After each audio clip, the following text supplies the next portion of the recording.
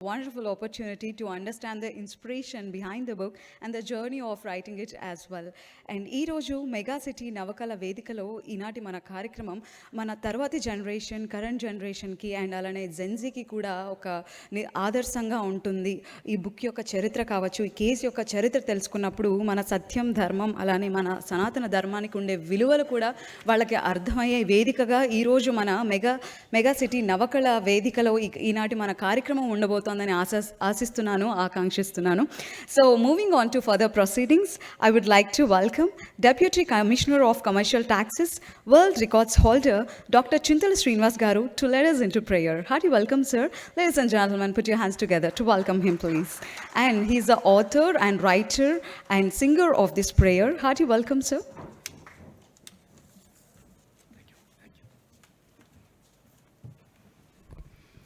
I request all the honorable guests to kindly stand up for a minute or two.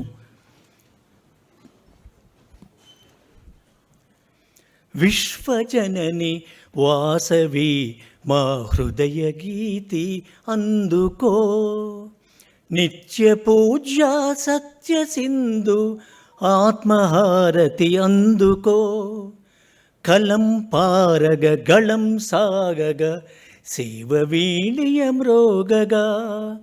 Vishwajanani Vasavi మా హృదయ గీతి అందుకో సౌహార్ద ఆర్ధత నిండగా స్నేహదీపం వెలుగగా సహకార బంధం నిలువగా స్నేహ పుష్పం విరియగా భక్తితో నిన్ను కొలుతుము విశ్వశాంతికి నిలుతుము భక్తితో నిన్ను కొలుతుము విశ్వశాంతికి నిలుతుము విశ్వజనని వాసవి మా హృదయ గీతి అందుకో. జై Vasavi.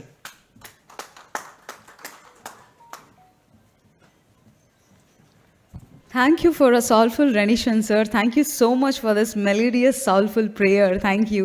Ladies and gentlemen, put your hands together for that beautiful rendition today. Thank you so much once again. So, before inviting Honorable Chief Guest, Designated Senior Counsel, Supreme Court of India and co-author of largest circulated book known as Case for Ram and guest of honor onto the dais, please let me present a brief case for Ram before the audience, which are as follows. A civil dispute pertaining to the dilapidated structure known as Babri Masjid, deliberately built on the ancient Ram temple with immaculate sculptures at Ayodhya, which was ruled by Sri Raja Dasrath, who is none other than the father of Sri Ram, went on for more than 500 years and finally adjudicated in the year 2019.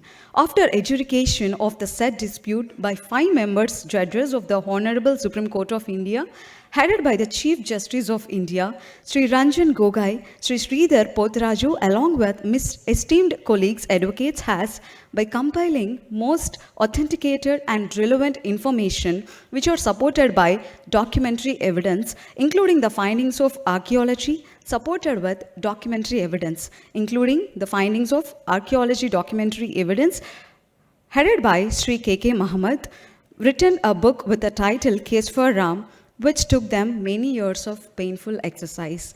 And oka fruitful result kosam manam enni years anna wait chestam. Adi oka case yokka fruitful result manaki teliste adi tarvata generation ki kavachu mana culture ki overall country ki kuda adoka nidarsananga nilustundi. So anta adbhutamainatvanti pragati sadhinchina all the advocates, esteemed legal fraternity andarki kuda manaspurtiga ధన్యవాదాలు తెలియజేసుకుంటున్నాం. Ladies and gentlemen, we are indeed privileged to have gathered here this evening to hear the legal discourse on Case for Ram directly from one of the co-authors of the said book, which is termed as one of the largest circulations in our country. So, before I request Sri D. Jagdishwar Rao Garu, who is the man behind this august occasion, to preside over today's proceeding, I would like to invite our dignitaries on stage. Ladies and gentlemen, please join me in welcoming our chief guest, Honorable Justice Sri P. Naveen Garu, to come over and beautify the dais. Hari welcome, sir. Put your hands together to welcome our honorable guest. Hari welcome, sir. So requesting Ms. Shivani to honor him with beautiful sapling, please. And I would like to welcome Honorable Designator Senior Counsel, Supreme Court of India, and co-author of largest circulated book known as Case for Ram, Sri Sridhar Pothraju Garu. Please join us on stage, sir. Hearty welcome. And I request Ms. Aparna to honor him with a beautiful sapling.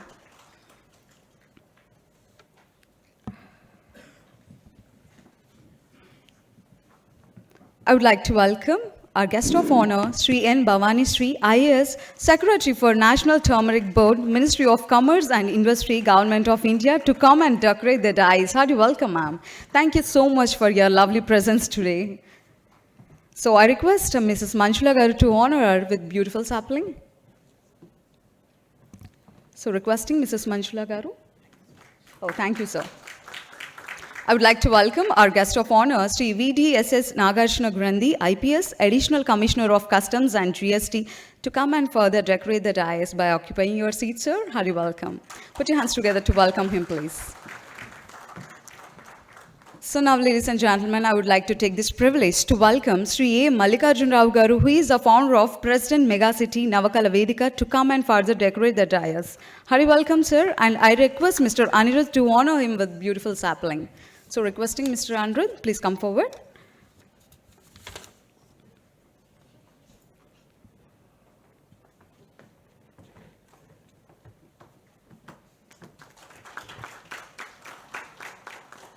So lastly, I invite Sri D. Jagdishwar Rao Garu, who is the main instrumental in programming this beautiful August event, to come and further beautify the dais to occupy the seats you're marked for him. And I request Mr. Kalyan Reddy Garu to honor him with a beautiful sapling. Hearty welcome, Kalyan Reddy Garu.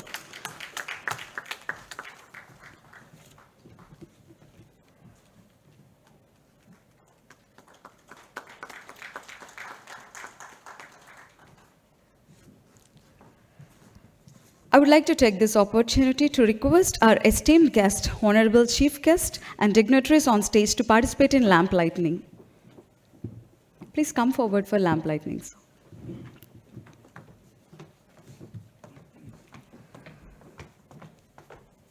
Can we have our cultural song?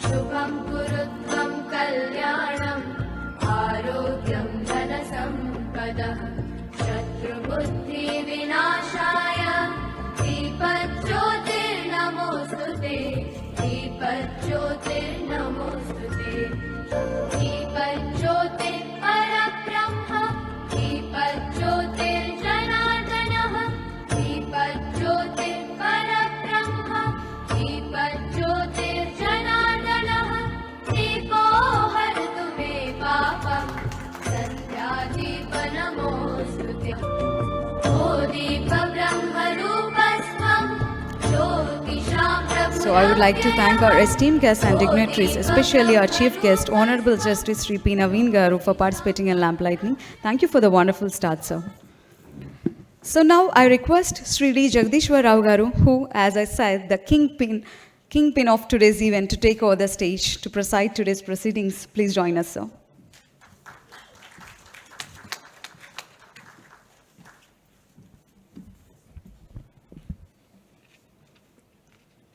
Good evening, everybody. First of all, I personally grateful to our chief guest, Sri Justice P. Naveen Rao Garu, retired, Telangana High Court, and Sri Sridhar Pothraju Garu, who is a designated senior counsel of Supreme Court of India and co-author of worldly acclaimed book with title Case for Ram. Our guest of honor, Srimati Bhavani Sri Garu, Nagarjuna Gandhi Garu, IRS, and not only honoring our invitation, but also gracing this event with their presence.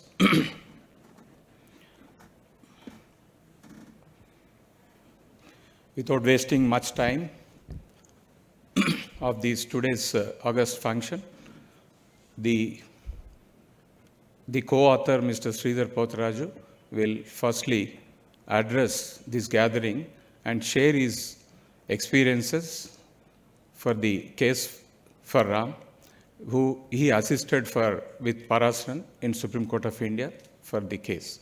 Thank you very much.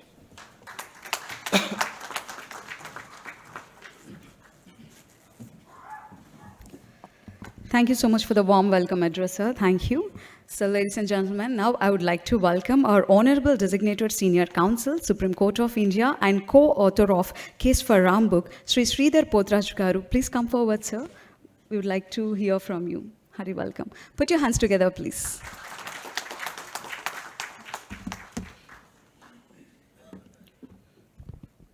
Sri Gurubhyo Nama. This is Navin Rao Garu, Bhavani Garu, Nagarjun Garu, Jagdishwar Rao Garu, sir, host, Navakala Vedika. ఇవాళ prayer మొదలెట్టినప్పుడు అమ్మవారి prayer start చేసినప్పుడు I could connect with the prayer sir. The reason being I'm a student of Vasavi college, IAMC వెనక సందులోనే. So 3 years I was here, 92-94 batch BCom honors graduate, before I moved to Delhi in 94. So therefore it's very personal connect for me with Vasavi. As far as this book is concerned, I would like to give you a background as to how I got into this case and then how it changed my worldview or perspective about many things. In Hyderabad lo putti perigina vandi, so I have this family culture of being familiar with Ramayana, Mahabharatamu. So after going to Delhi for a degree in law, I so happened that in spite of my best efforts to come back to live in Hyderabad, I could not come back, and I started my career in Delhi, and I continued to be there and serving a capital sentence till date. అక్కడ ఉండగా I had opportunities to work with Parasran Garu since 2004 onwards. I used to engage him in matters. I went independent in 2002 January. So and అప్పటి నుంచి నా practice start చేసిన రోజు నేను ఎప్పుడూ ఢిల్లీలో లేను. I was always on a holiday, and that's how I practised my law. I believed in life, and practice was part of my life and not my life alone. So that's how I believed in preserving my life with other things as well. So reading is one hobby that I have, and my curiosity or inquisitiveness is always satisfied by reading and exploring. So ఆ క్రమంలో రామాయణము, మహాభారతము, భాగవతము ఒక పఠనం అనే అలవాటు చేసుకుని చదువుకోవడం మొదలెట్టాను. ఆ చదువుకుంటూ ఉన్న సందర్భంగానే పరాశరన్ గారితో సాన్నిధ్యం ఉండడంతో ఆయనతో చాలా విషయాలు డిస్కస్ చేయడము, తెలుసుకోవడము, క్యూరియాసిటీతో ఆయనను అడగడము జరిగేవి. ప్రయాణిస్తున్నప్పుడు అవుట్ స్టేషన్కి మ్యాటర్స్లో ఆయనను హైదరాబాద్ తీసుకొచ్చేవాడిని. So I got a lot of time, సాన్నిధ్యం కూడా దొరికింది. ఆ క్రమంలో 2017లో when the case had become ripe for hearing, ఆయన నేను అప్పుడప్పుడు కలవడానికి వెళ్తుంటాను. సో ఊరికనే పెద్ద మనుషుల్ని వెళ్ళి కలిసి కొంచెం మనం ఏమైనా నేర్చుకోవచ్చు, యూ గెట్ ఎనర్జైజ్డ్. సో అలా ఆ సందర్భంగా ఆయన దగ్గర టైం తీసుకుని వెళ్ళినప్పుడు ఈ was preparing for this case. So నన్ను చూసి ఆయన ఒక సహజమైన హ్యూమర్తో, నువ్వు చాలా బిజీ లాయర్ అయిపోయావు, డబ్బులు సంపాదించుకుంటున్నావు, నాకు వచ్చి అసిస్ట్ చేయడానికి నీకు టైం ఉండదు అని ఒక వెటకారమైన సరదాతో, సాన్నిధ్యంతో అని అనేవారు అనమాట. అలా అంటుంటే, లేదు సార్ నేను వచ్చి చేస్తాను, I will assist you in this case అన్నాను. సో ఈ కేసులోకి నాకు రావడానికి కారణము రాముల వారి కన్నా పరాశరన్ గారే ఎక్కువ. పరాశరన్ గారితో సమయం దొరుకుతుంది అన్నది నా personal incentive, because anyone who's spend time with him will understand what I'm saying. ఒక ప్రవహిస్తున్న గంగా నదిలో, జ్ఞానగంగలో మనం దోసళ్లతో ఎంత తీసుకున్నా నీరు మనకు దప్పిక తీరదు. ఆ సముద్రంలో ఉన్న జ్ఞానానికి మనకి ఆ దాహం పెరుగుతుందే తప్ప తగ్గదు. సో మనకున్న కొద్దిపాటి సమయం, ఆయనకున్న సమయం ఏమాత్రం స్పెండ్ చేయగలిగి నేర్చుకోగలుగుతామన్న ఆ ఒక రకమైన సెల్ఫిష్ మోటివ్తో నేను ఈ కేసు చేస్తాను సార్ అన్నాను. And that was I'm very clear about it. My motive was Parasaran గారితో టైం దొరుకుతుందని. సో అలా కేసులోకి రావడం జరిగింది. And by then people were working on this case for many years, decades. Bhaktivardhan Singh అని ఒక అడ్వకేట్ ఆన్ రికార్డ్ ఉన్నారు. ఆయన he was associated with this case since his student days as a law graduate in Lucknow. Trial జరుగుతున్నప్పుడు కూడా he was part of the proceedings there as an intern. So therefore, he was associated with the arguments in the final stage in the Allahabad High Court. And then he became a lawyer, he became an AOR in the case also. ఆయన పూర్తి record చదివి ఉన్నారు. యోగేశ్వరన్ గారు. Incidentally యోగేశ్వరన్ Tamil Nadu నుంచి వచ్చిన ఆయన. It so happens that he was there 6 December నాడు 1992లో అయోధ్యలో ఉన్నట్టు ఆయన. ఎందుకున్నాడో ఏముంటున్నాడో సరిగ్గా చెప్పడు కానీ 6th December 92 he was there in Ayodhya, it seems. And then later he becomes the Vakalatnama holder for Sri Ramlala Virajman. So యాదృచ్ఛికాలు, దైవ సంకల్పము లేదా ర్యాండమ్ ఈవెంట్స్ అయినాయా అన్నది it depends on how you pursue life or you look at life. It's individual conclusion. అట్లాగే మా గురువు గారు నరసింహ గారు కూడా was there in this matter as a senior counsel. ఆయనతో ఉండడం వల్ల నాకు చాలా విషయాలు తెలుసుకోవడానికి అవకాశం ఉంది. అండ్ ఇటువంటి కాన్స్టిట్యూషనల్ లా మ్యాటర్స్లో కూడా ఆయనతో ఉండడం వల్ల చేయడానికి కూడా అవకాశం వచ్చింది. తమిళనాడు అర్చక cases, different cases where temples were at stake at the receiving end. So ఆ అనుభవము, కమర్షియల్ ప్రాక్టీస్ చేస్తున్న అనుభవము, పెద్ద కేసులు హ్యాండిల్ చేసిన అనుభవము అన్నీ కలిపి ఈ కేసులోకి వచ్చినప్పుడు I had to find a space. ఏమవుతుందంటే ఇప్పుడు ఆల్రెడీ జరుగుతున్న ఈవెంట్లో when you join in as at a late entry, so you will be questioning your own relevance. And for me personally, I believe that if I am there somewhere, I should be able to add some positive value to the cause or the purpose for which I have been brought in there. So I was searching for my purpose in this case. My selfish purpose was evident for myself, but my professional need was that I should contribute some way. So the records were running into a few thousand pages, about 20,000 pages దాకా documents ఉన్నాయి. Exhibits, pleadings, appeal grounds, case లా.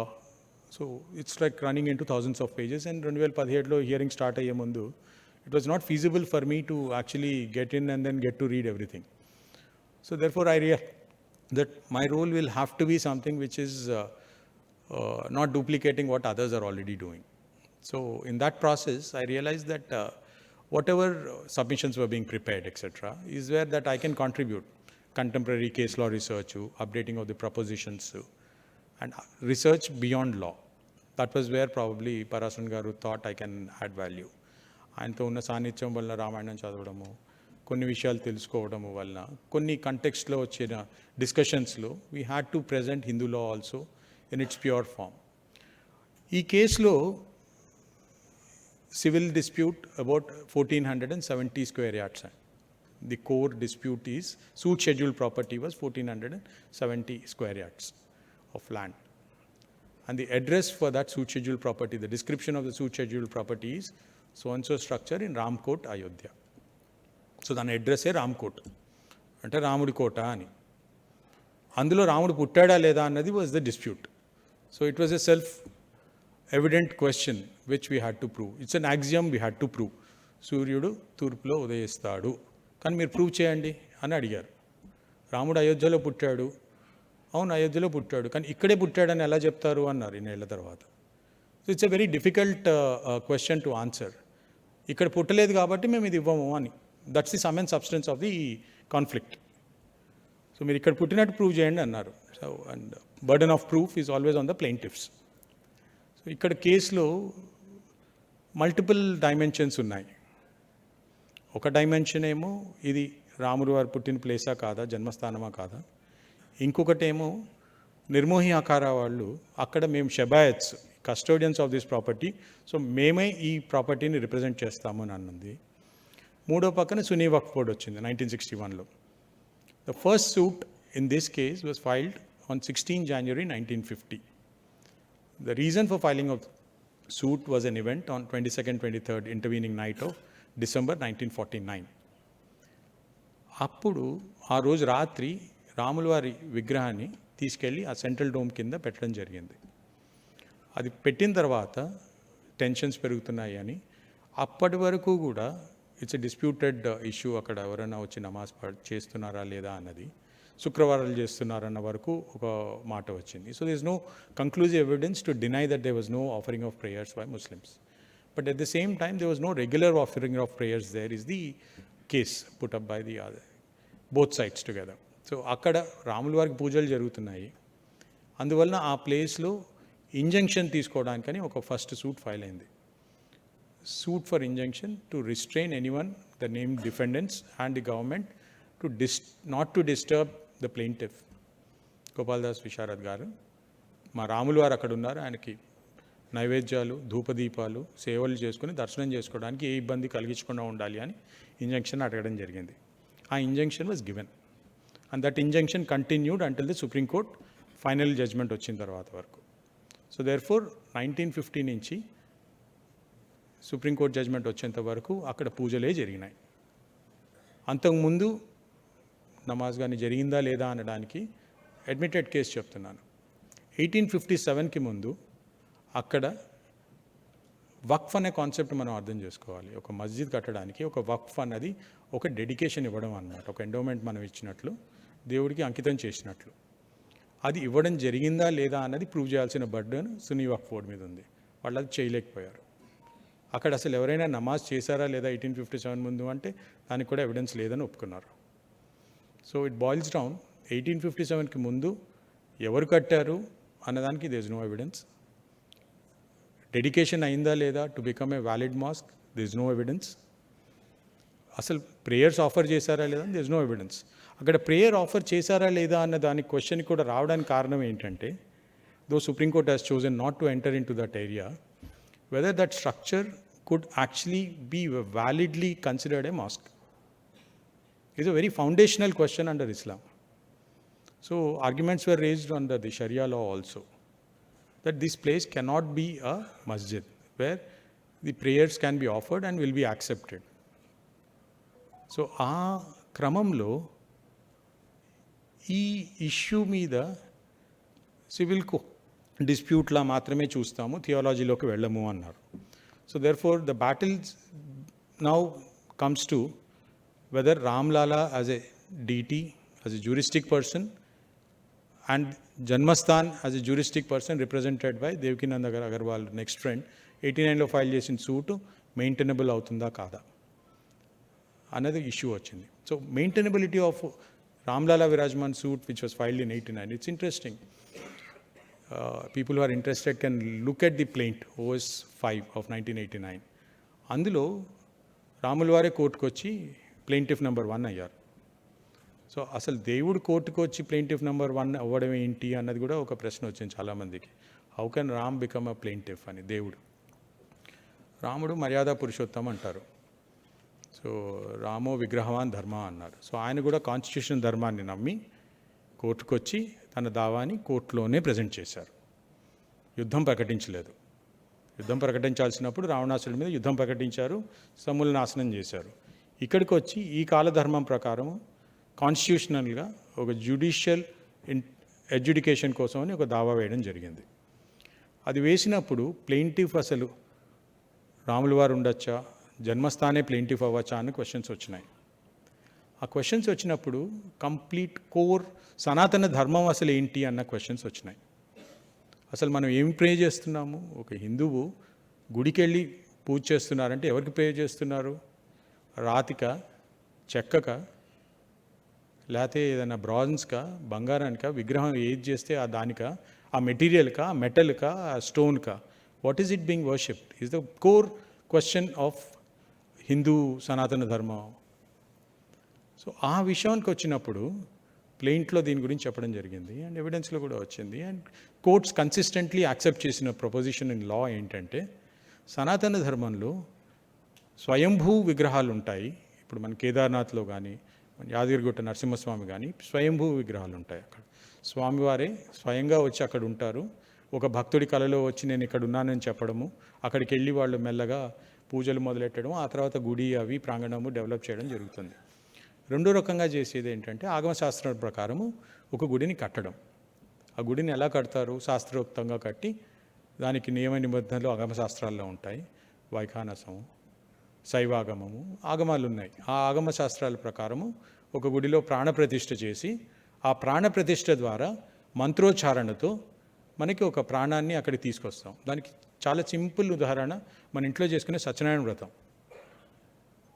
మనం ఏం చేస్తాం, పంతులు గారు చెప్పినప్పుడు ఒక్కొక్కళ్ళని ఆవాహనం చేస్తాం. మనం అష్టదిక్పాలకుల్ని పిలుస్తాం, దేవతలందరినీ పిలుస్తాం.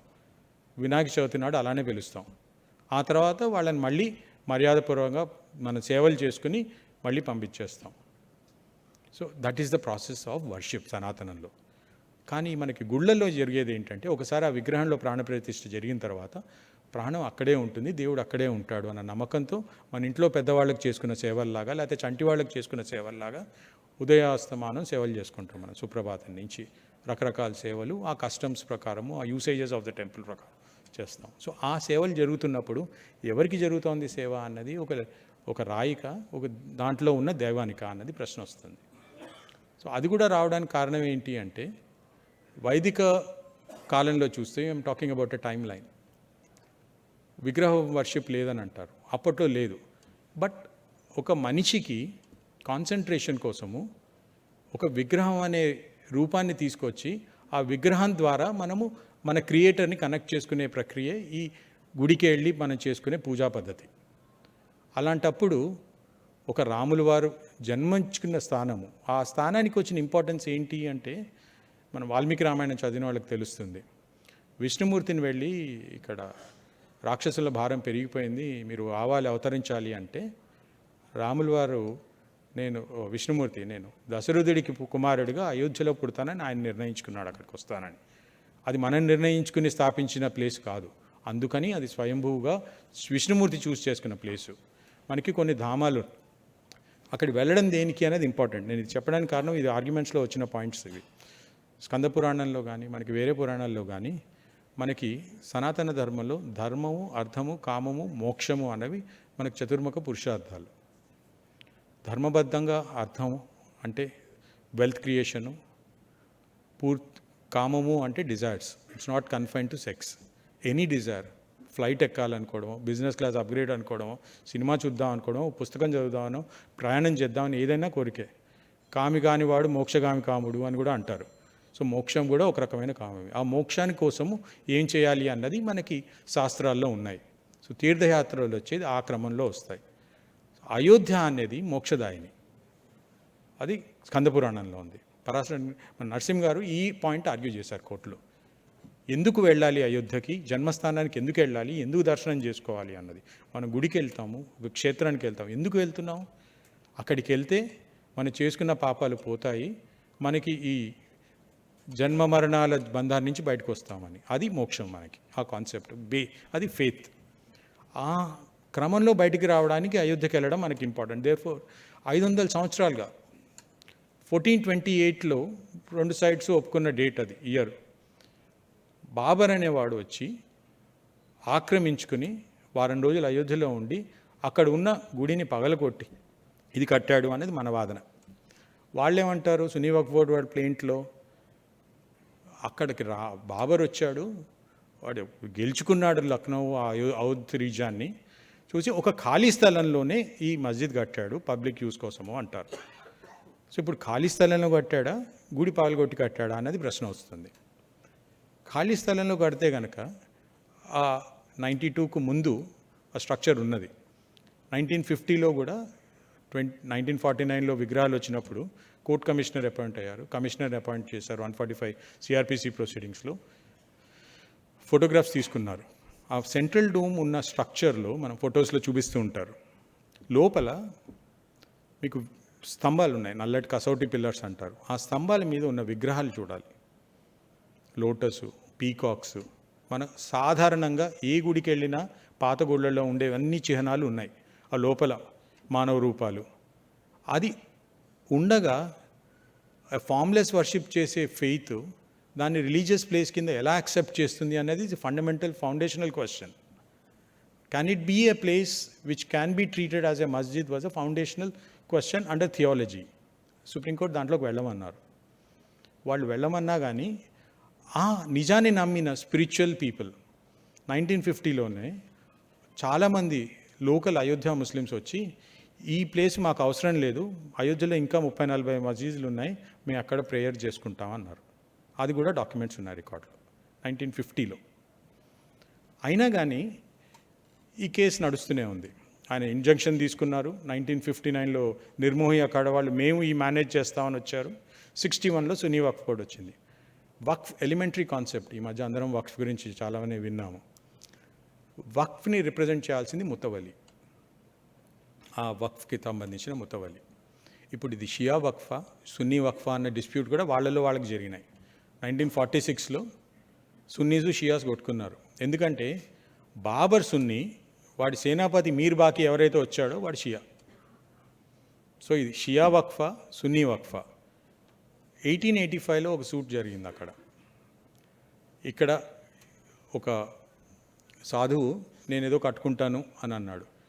అప్పుడు ఒక బ్రిటిష్ జడ్జి కూడా ఆ ఎడ్యుకేషన్ ప్రాసెస్లో ఏమన్నాడంటే, ఇది from times immemorial a place which is considered the holiest of holy for the Hindus, where they believed Ram was born, has been destroyed and a masjid was built.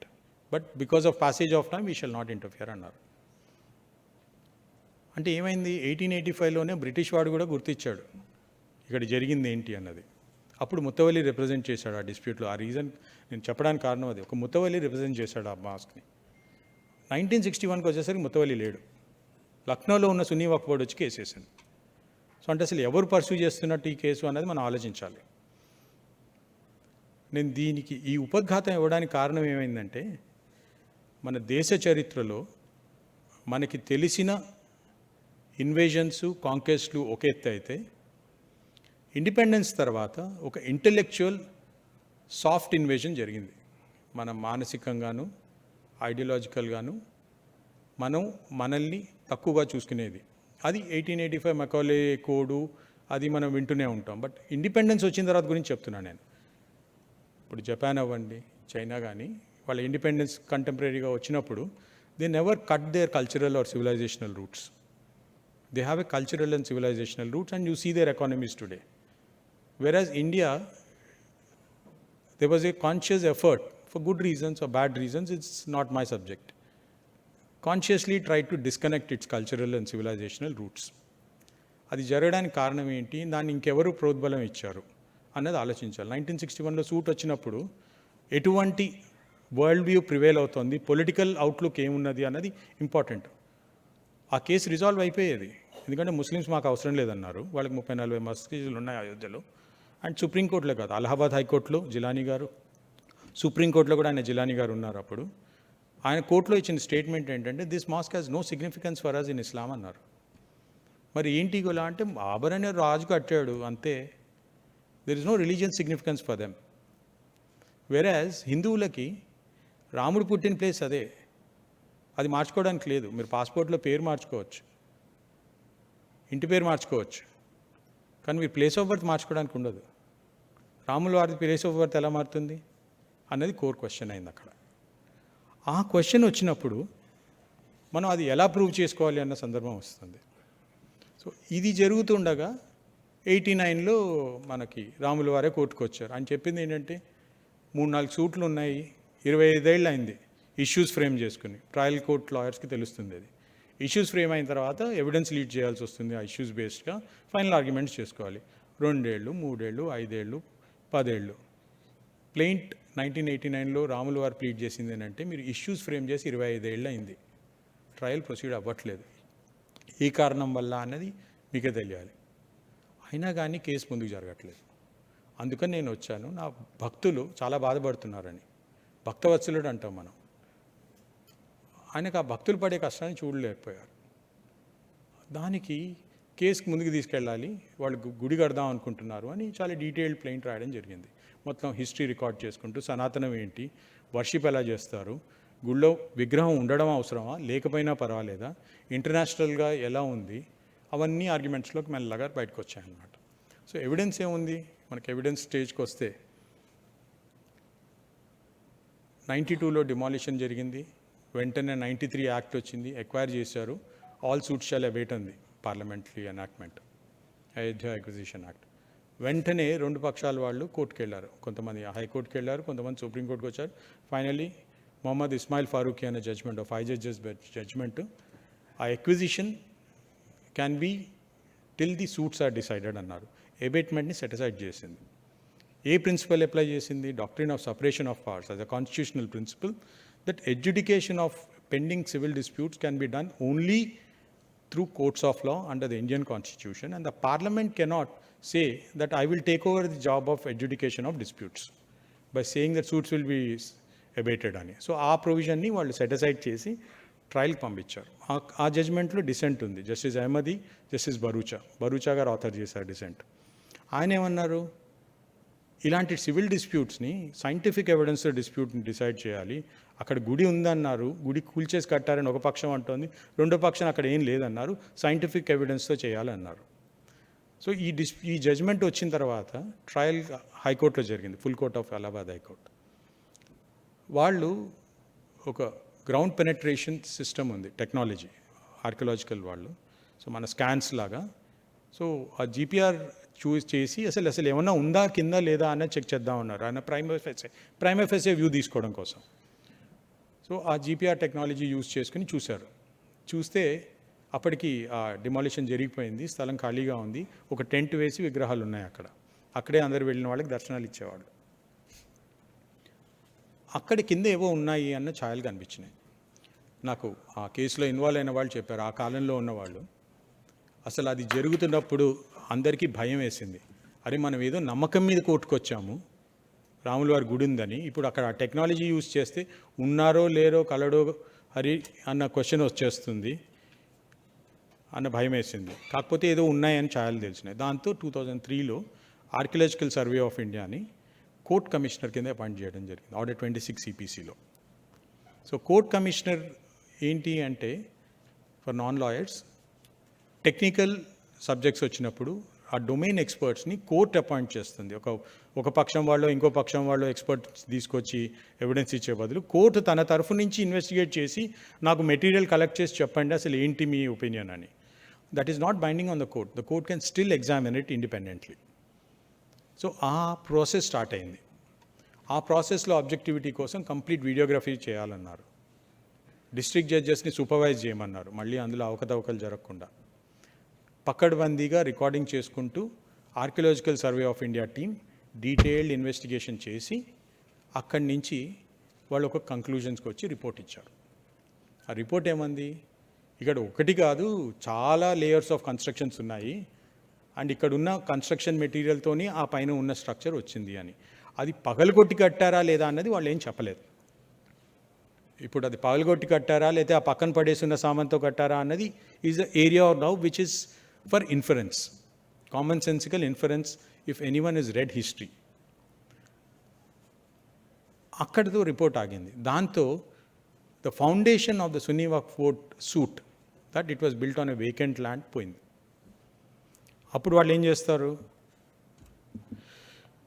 అది మస్జిద్ కాదు, అక్కడ ఉన్న structures చూస్తే అది ఓ ఈద్గా అయిండొచ్చు అన్నారు. అంటే the foundational claim of the case has been shifted.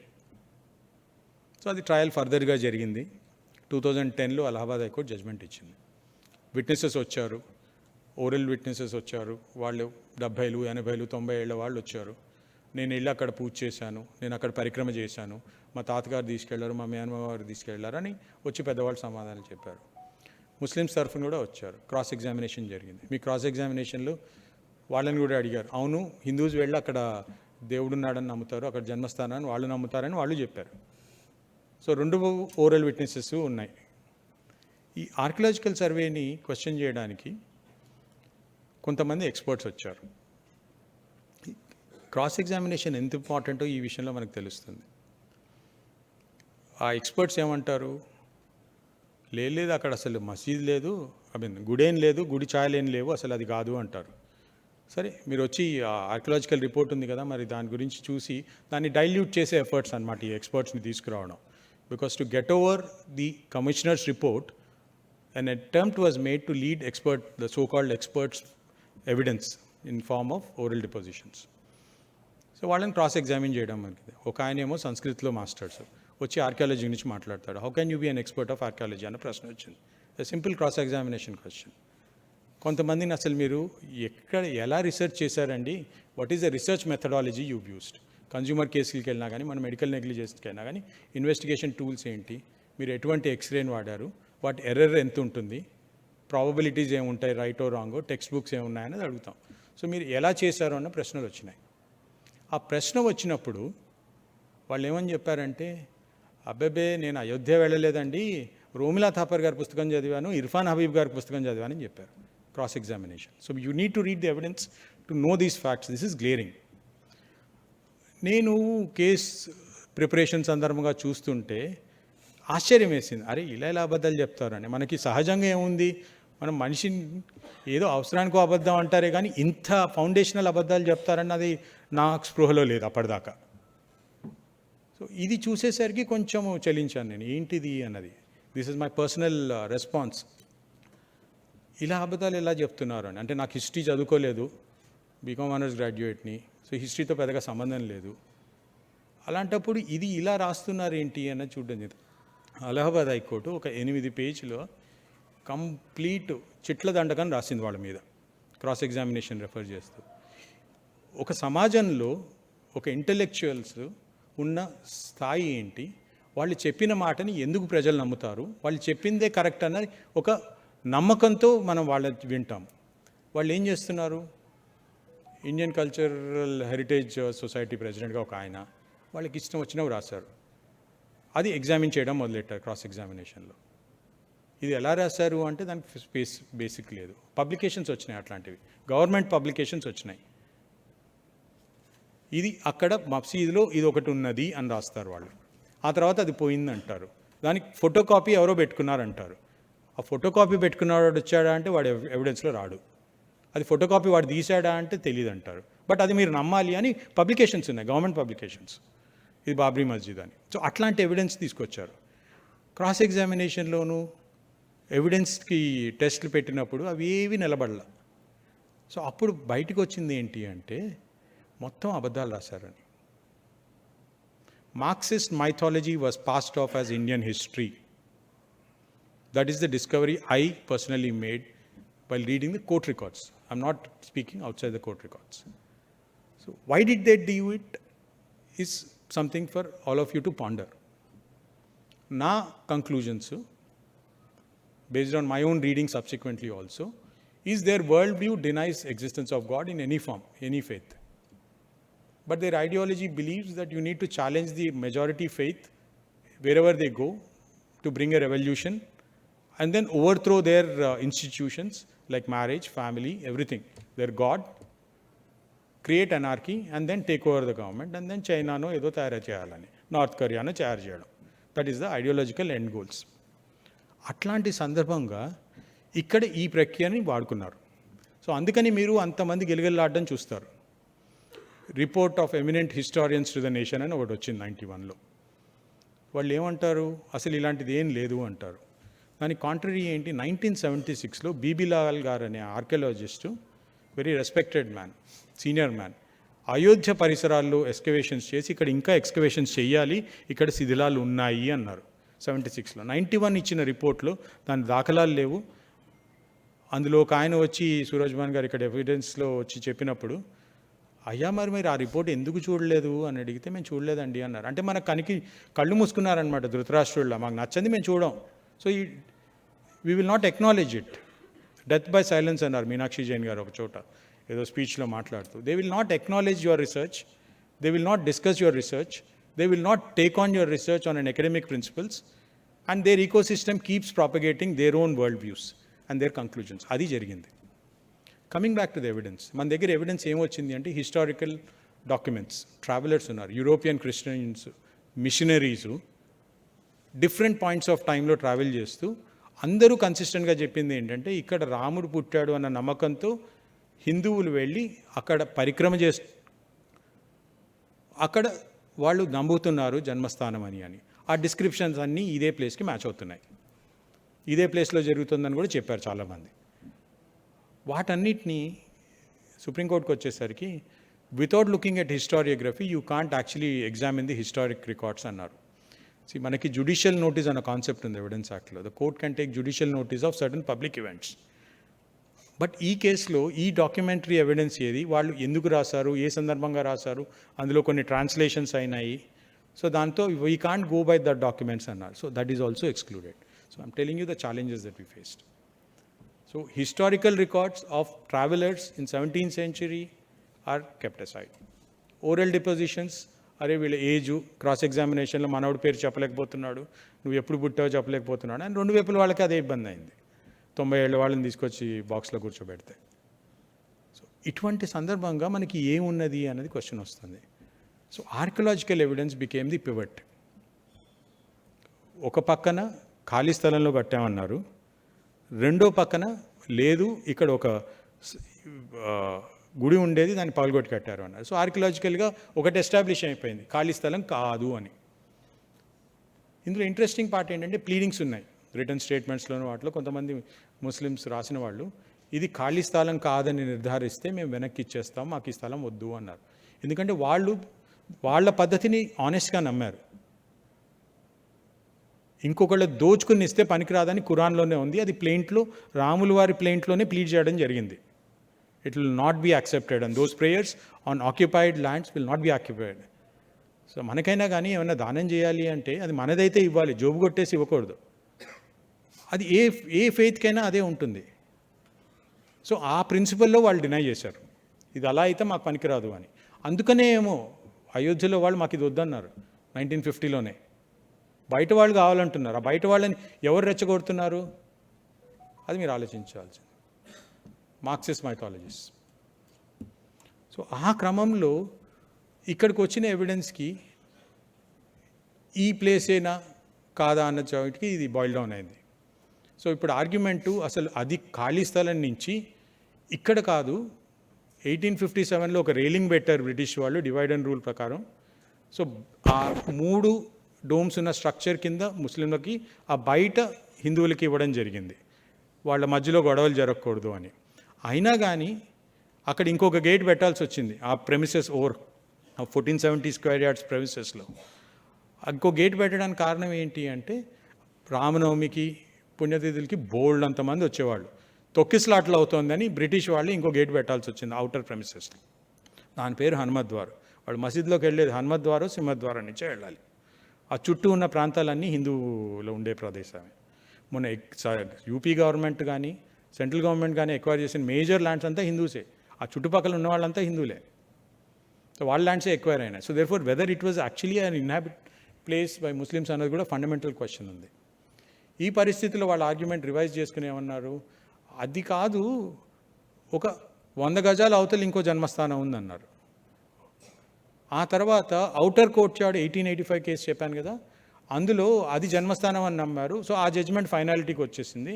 So therefore ఆ జడ్జ్మెంట్ ప్రకారం ఔటర్ కోర్ట్ యార్డే అన్నారు. అంటే 1470 స్క్వేర్ యార్డ్స్లో ఒక అడ్డగీత గీసి బయటది వాళ్ళది హిందువులది అది జన్మస్థానం అన్నారు. అంటే అప్పుడు క్వశ్చన్ ఏమొస్తుంది, ఇప్పుడు ఇది మా ఇల్లు అంటే మీ ఇల్లు అంటే ఏంటి, మీ కిచెనా, మీ దేవుడు కదా, మీ డ్రాయింగ్ రూమా, మీ కిచెన్ వరండానా, ఇల్లు అంటే మొత్తం ఉంటుంది కదా ప్రాంగణం కూడా. మన అర్బన్ ల్యాండ్ సీలింగ్ యాక్ట్ కింద అపార్ట్మెంట్స్ కూడా ఆర్ ఎగ్జామ్ట్. సో అక్కడికి వచ్చిందనమాట. సో కోర్టులో ఒక ప్రశ్న వచ్చింది, మరి వాళ్ళు రైలింగ్ నుంచి ఆ సెంట్రల్ డోమ్ చూసి ఎందుకు దండం పెడుతున్నారు అని. అది మాకేం తెలుసు అన్నారు, వాళ్ళు అక్కడి నుంచి ఎలా పెడుతున్నారు అని. నార్త్ ఇండియన్ గుళ్ళల్లో మనం వెళ్ళి మూల విరాట్ని ముట్టుకోవచ్చు.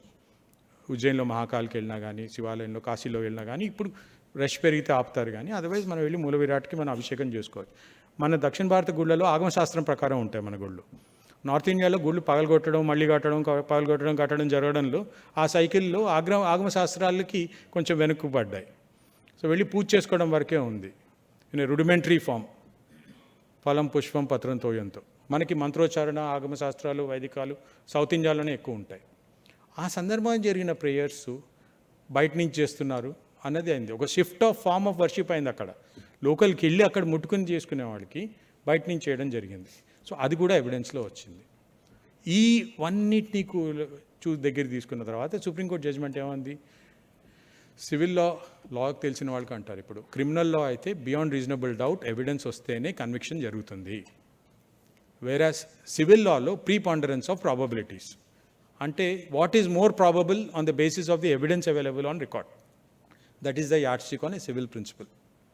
So the court applied this preponderance of probabilities test in this case on the basis of the archaeological evidence, the oral testimonies, the statements made at bar by the councils, that they are not disputing that Ayodhya is the Ayodhya referred in Valmiki Ramayana, the Ram was born to Dasharatha, because these are elementary questions which had to be proved for good sense prevailed or good advice prevailed, and they said that we are not questioning any of these things. So therefore those issues were not in dispute. What it boils down to is whether it was an Eidgah. So Abdul Nazir garu, AP Governor garu, bench minch అడిగారు, ఈ ఈద్గా కట్టడం ఏంటి, మీరు ఫౌండేషన్ని ఎలా మారుస్తారు అని అడిగారు ప్రశ్న. మరి అయితే ఈ Idgah is a ceremonial place, మరి అక్కడ కూర్చుని ఆయన ఎవరో ఒక ప్రీచ్ చేయాలి కదా, మరి దానికి సీట్ ఎక్కడ ఉంది అన్నారు. ఎందుకంటే వాళ్ళు ఇచ్చిన ఆర్కియలాజికల్ డైమెన్షన్స్లో లార్జ్ స్ట్రక్చర్ ఉందన్నారు. So that again denies the possibility of an Eidgah. ఇంకొక ఇంపార్టెంట్ ఫ్లా ఏం జరిగిందంటే, ఆర్కియలాజికల్ సర్వే ఆఫ్ రిపోర్ట్ని వాళ్ళు ఛాలెంజే చేయలేదు. Order 26 provides a complete code for challenge procedure for a court commissioner. They chose not to avail that. So therefore that report has become final. సుప్రీంకోర్టులో ఇప్పుడు అవకాశం ఇవ్వండి, మేము ఛాలెంజ్ చేస్తా ఉన్నారు, ఇంక ఇప్పుడు ఇచ్చేది లేదని చెప్పింది సుప్రీంకోర్టు. ఇంకొక విషయం మీకు తెలియాల్సింది ఏంటంటే, ఇక్కడ కోర్ట్ రూమ్లో జరిగిన డ్రామా. 2017లో దీపక్ మిశ్రా గారు చీఫ్ జస్టిస్గా ఉన్నారు. ఈ కేసు నేను వింటాను, I will take it to a logical conclusion అన్నారు. వెంటనే ఏదో కాంట్రవర్సీ వచ్చింది, కొన్ని లెటర్లు వెళ్ళినాయి, ఇంపీచ్మెంట్ ఇది అది అని. కోర్టులో కూడా మీరు ఇది వినడానికి లేదు, మేము వాకౌట్ చేస్తామని కూడా ఒక ఇద్దరు పెద్ద మనుషులు అన్నారు. ఒక ఆయన full time politician, YouTube channel నడుపుతున్నారు. ఇంకో ఆయన ఇప్పుడు ప్రాక్టీస్ మానేశానని అనౌన్స్ చేశారు. వాళ్ళిద్దరూ మేము వాకౌట్ చేస్తానంటే అది పార్లమెంట్లో వింటామే కానీ సుప్రీంకోర్ట్ ఆఫ్ ఇండియాలో ఒక కేసు ఎపీల్ వింటున్నప్పుడు వచ్చిన కౌన్సిల్స్ విల్ వాకౌట్ అనడం ఏంటండి? So that is the level to which people had gone desperate.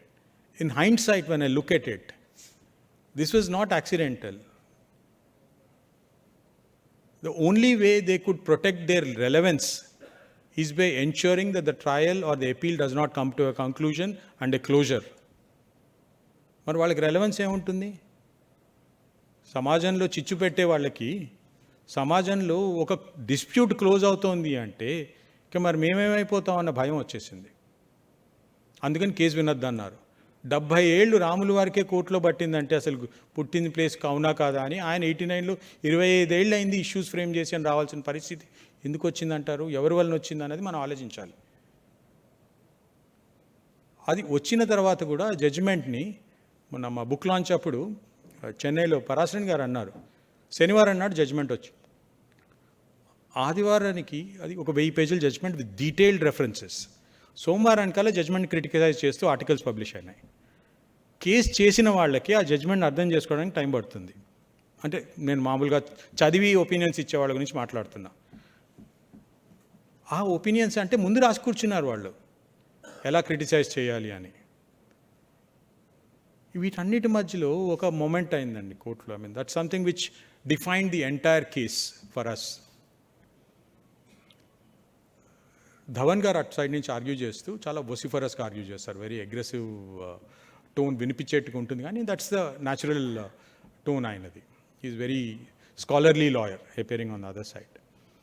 ఆయన once a masjid always a masjid అన్నారు. And he was very critical in his arguments about the demolition and the benefit of demolition being given to the plaintiffs అని. So Chandrachud గారు ఆయన arguments విని but once a masjid always a masjid అన్నారు. So court మొత్తం అరే ఈ statement ఇచ్చారు. It's very powerful statement coming from him. So pause చేసి పరాశరన్ గారిని అడిగారు, మీరేమంటారండి, మరి once a masjid always a మస్జిద్ అంటారు కదా అని చంద్రచూడ్ గారు అడిగారు. పరాశరన్ గారు 92 ఏళ్ల వయసు అని నిదానంగా నుంచుని once A temple always a temple అన్నారు, కూర్చుండిపోయారు. దానికి కారణం ఏంటి? మనకి ఒక టెంపుల్ అన్నది ఒకసారి కట్టి ప్రాణప్రతిష్ఠ అయినా స్వయంభూ అయినా ఆ స్థానంలో విష్ణుమూర్తే వచ్చి జన్మ తీసుకుంటాడు అన్న తర్వాత దాని అస్తిత్వం మారిపోదు. And when he made this statement, it is a statement made on the basis of settled Supreme Court or legal principles recognized in common law courts. Bumper corporation అని తమిళనాడులో ఒక గుడిలో దొరికిన ఒక నటరాజు విగ్రహాన్ని యూకేకి తీసుకెళ్ళిపోయారు, స్మగుల్ చేసో ఏదో. సో ఆ టెంపుల్ పూర్ణోద్ధరణ చేస్తున్నప్పుడు ఒక శివలింగం దొరికింది, రూయిన్స్లో ఉన్న టెంపుల్ మళ్ళీ స్థాపించారు అక్కడ, జీర్ణోద్ధరణ అంటారు. ఆ టెంపుల్ యూకే కోర్ట్స్కి వెళ్ళి కేసు వేసింది, ఈ నటరాజ్ విగ్రహం మా దగ్గర నుంచి వచ్చింది, మాది వెనక్కి ఇవ్వాలని. They establish Tamil Nadu idol smuggling case racket అనేది మనం న్యూస్లో ఇటు అటు వింటూ ఉండేవాళ్ళం. This led to a judgement in England, where the first question was whether a ruined temple can still be a juristic person to claim any property or any idol that has been taken away from there. So the UK court recognized even a demolished temple continues to be a juristic person and can assert its rights in a court of law. So ఇంత లోపల ఆ నటరాజ్ విగ్రహం కెనడాకి వెళ్ళిపోయింది. So దీన్ని తీసుకెళ్ళి అక్కడ enforce చేయడానికి ప్రయత్నించారు. అక్కడ వాళ్ళు రెసిస్ట్ చేశారు. యూకే జడ్జ్మెంట్ ఇక్కడ బైండింగ్ కాదు, రూయిన్ టెంపుల్ ఎలా చేస్తుంది వాళ్ళు కూడా అక్నాలెడ్జ్ చేశారు. మనకి ఇంట గెలిచి రచ్చగెళ్ళవాలన్నారు, కానీ మనం రచ్చగెలిచి ఇంట్లో గెలిచాం. మనకు అక్కడ వాళ్ళు రికగ్నైజ్ చేశారు ruin temple is also temple అని. సో ఆ జడ్జ్మెంట్ సైడ్ చేయడం జరిగింది. సో ఇటువంటి ఎగ్జాంపుల్స్ రెఫరెన్సెస్ ఇచ్చారు. మనకి Ram Lalla as a juristic person రావడానికి కూడా it's a very settled law in India British time నుంచి ఫర్ వేరియస్ రీజన్స్. బీహార్లో ల్యాండ్ రిఫార్మ్స్ కేసులోకి అయింది. రామ్ జానకి అనే ఒక రిపోర్టెడ్ సుప్రీంకోర్టు జడ్జ్మెంట్ ఉంది, వేర్ దేవ్ డిసైడెడ్ హోల్డింగ్ ఎంత ఉండొచ్చు ఒక విగ్రహానికి, ఒక డైటీకి అని.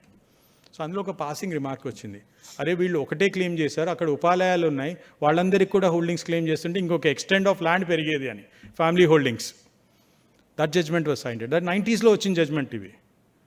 That has nothing to with Ayodhya. So basic concept of సనాతనం is recognition of existence of a living god in the place we worship in whatever form it is. మనకి నరసింహావతారమే అవ్వండి, ఇంకోటైనా అవ్వచ్చు. Basically, we believe, it's my belief which gives it divinity. And whether my faith or belief is legitimate or is it created only to actually defeat the other side's argument is also tested. ఈ belief faith ఈ case వచ్చిన తర్వాత create అయిందా, post లైటమా, లేదా it is existing ముందు నుంచా అన్నది కూడా క్వశ్చన్ వచ్చింది court. And the supreme court dealt with these issues. 1000-page judgment dealt with these jurisprudential concepts, grappled with it, and came to a conclusion that it is, in fact, something which has been recognized consistently at all times as far as Sanatanam is concerned. So therefore, the form of worship is something which has been consistent. The pradakshina around the Janmasthanam has been consistent. In fact, the Muslim witnesses volunteered. Singer లేదు, వాళ్ళు వచ్చి అక్కడ ప్రదక్షిణ చేసేవాళ్ళు ఇక్కడే వచ్చి పూజ చేస్తున్నారని. So it is not a fabricated claim కాదు, ఏదో కన్స్ట్రక్షన్ సైట్లో సడన్గా రాత్రికి వెళ్ళి ఓ విగ్రహాన్ని స్థాపించేసి, రవితేజ సినిమా ఏదో ఉంది అక్కడ గుడి కట్టేశారు అన్నది కాదు. అది కూడా జరుగుతోంది సమాజంలో. సో ఆ కన్సిస్టెంట్ ఎవిడెన్స్ కూడా ఉంది. So this is the entire gamete of this case. ఇందులో నుంచి coming to the book, the reason we probably chose to write the book, 2020లో రాయడం మొదలెడితే 2025కి వచ్చింది, 5 years పట్టింది.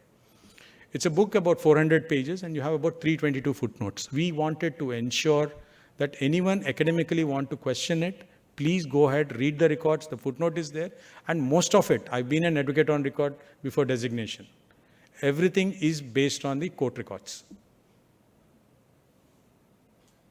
And this published documents are there on my personal website since 2020. In fact, I believe one of the senior counsels wrote a book criticizing the entire Ayodhya case, and he was asking Vishnu Jain, who's a very popular lawyer, గుళ్ళ కేసులు చేస్తుంటారు, very dear friend, అతన్ని ఎక్కడ దొరుకుతాయి record అంటే నా website చెప్పాట. ఆ website చూశాడు అన్నారు, ఆయన ఎక్నాలెడ్జ్ చేశాడు లేదు తెలియదు కానీ.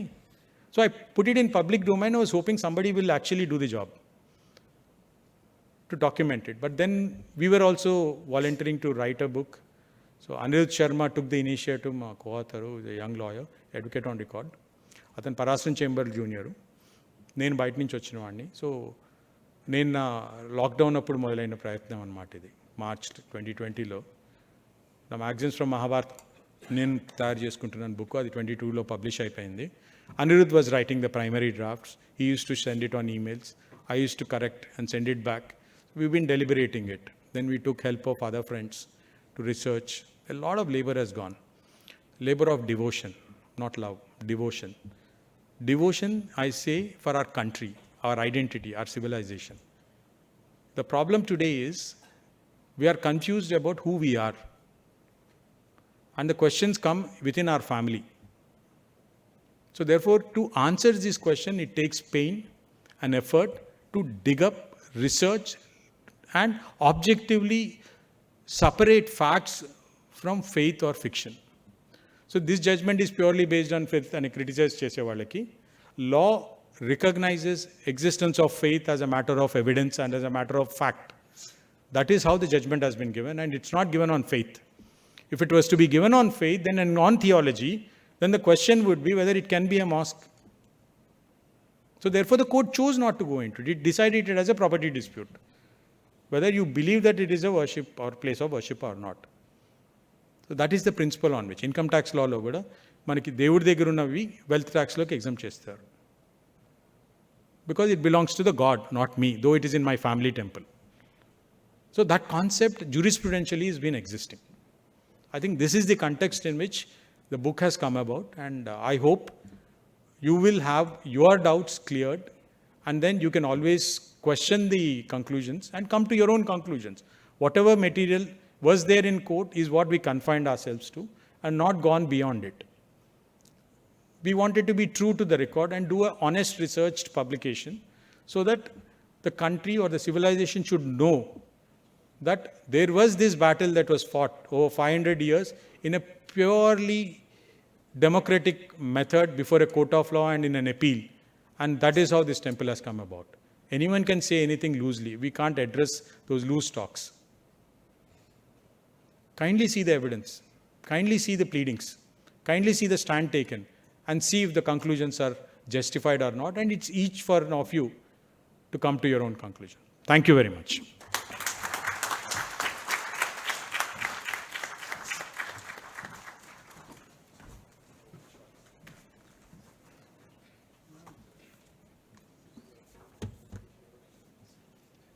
Thank you very much, Sridhar. It was a very good delivery, and you have shared your experience here. And you have presented a wonderful discourse of the case for Ram, which I am sure which mesmerized the audience, and obviously it will have a good impact on the society.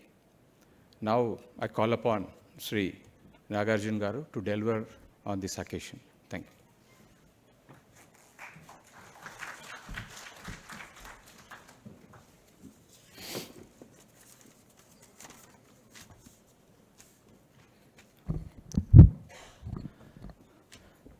Good evening, everyone. Respected dignitaries on the dais, the retired judge for the High Court, Navin Rao Garu, and the author of the book, none other than who spoke eloquently from the last 40-45 minutes, Sridhar Garu, Mallikarjun Garu, and my colleague, Bhavani Garu, and the Karta Karma Kriya for this event, DJR Garu. Thank you so much, sir. And the people, the eminent personalities sitting off the stage, a warm welcome, first of all. At the outset, I would like to thank DJR sir for giving me this opportunity to be part of this event. And this is an august occasion. Before delving upon Chinna story lantidi, the lawyer's last will. Entidi, there is a father who is an advocate, lawyer, son unnadu. So the lawyer was practicing from ages. He's a very eminent lawyer in one of the court. Fortunately, unfortunately, death is everybody's game, and he is on the deathbed. He called his son, Beta, Aja. Son was sobbing, Edustu vachadu, father, and the father was telling, I'll give you my property. నేను ఆస్తులు ఇస్తాను, నా income అంతా నీకే ఇస్తాను. At the same time most important thing, నేను deal చేసే case కూడా నీకే ఇస్తాను. That's how the cases were transferred from fathers. And he told that ఈ కేసు వచ్చిన తర్వాతే మీ తాతగారు పైకి ఎదిగారు, నేను పైకి ఎదిగాను, ఆ తర్వాత నువ్వు కూడా పైకి ఎదగాలి అంటే that mean one of the instance sir has pointed out in his speeches. There are few people who wants to hinder the progress that is to be done in a specific case. But the son, ఇక్కడ ఏమైంది, sun ఏమంటాడు, నానా నీ ఆస్తుల్ని నిలబెట్టలేకపోవచ్చు, నీ డబ్బుల్ని నిలబెట్టలేకపోవచ్చు, but డెఫినెట్గా నేను ఈ కంక్లూజన్ తీసుకొస్తాను ఈ కేసు అంటే, ఒరే వద్దురా బాబు నువ్వు కంక్లూజన్ తీసుకురా మాకు. This is his version. This is one of the fictional story. But fortunately, Honorable the court, the highest court of this country, has brought conclusion for this. In fact, the story of India, it is as old as India itself. We got a conclusion here. Thanks to the Honorable Court as well as the brains behind this Honorable Court. I mean, who has guided this Honorable Court to arrive at such kind of conclusion? And then it takes a monumental effort to condense centuries of emotion and evidence into one volume. Sir, ఇప్పుడే చెప్పారు 2020లో start చేసి 2025లో ఈ పుస్తకాన్ని రాయటం end చేశారు. For the person who has seen this case from the internal corridors of the court has taken 5 years of time to make it as a one volume, which is not a simple task. 5 years koda is not a simple joke. He needs to go through every form of a document, and he has brought it in a form readable, understandable, and sir akkada కూర్చున్నప్పుడు కూడా చెప్తున్నారు, ఎవరైనా సరే నిదానంగా simple లాంగ్వేజ్లో కావాలంటే ఈ బుక్ని చదవచ్చు అని చెప్పేసి. So thank you sir for giving us such kind of book, case for Ram.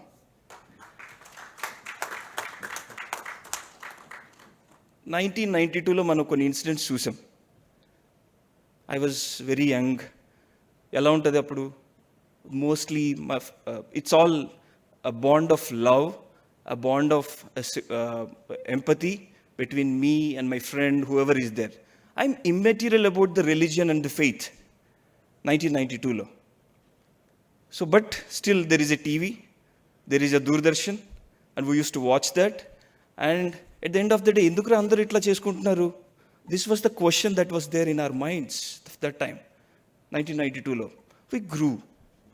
And now we have, me at least, have become working in a responsible department. Now I've got a conclusion. I used to watch various kind of news when in the month of November 2019, when the judgment has come. I felt that yes, in one of our discussions between me and my friend, ఈ సిచ్యువేషన్ని నువ్వు ఏ విధంగా అర్థం చేసుకోవచ్చు అంటే, take out a Supreme Court judgment and read it. You will have an ample knowledge of what has happened over previously, what is happening right now, and what is going to be there in the future. There will be vision in the Supreme Court judgment.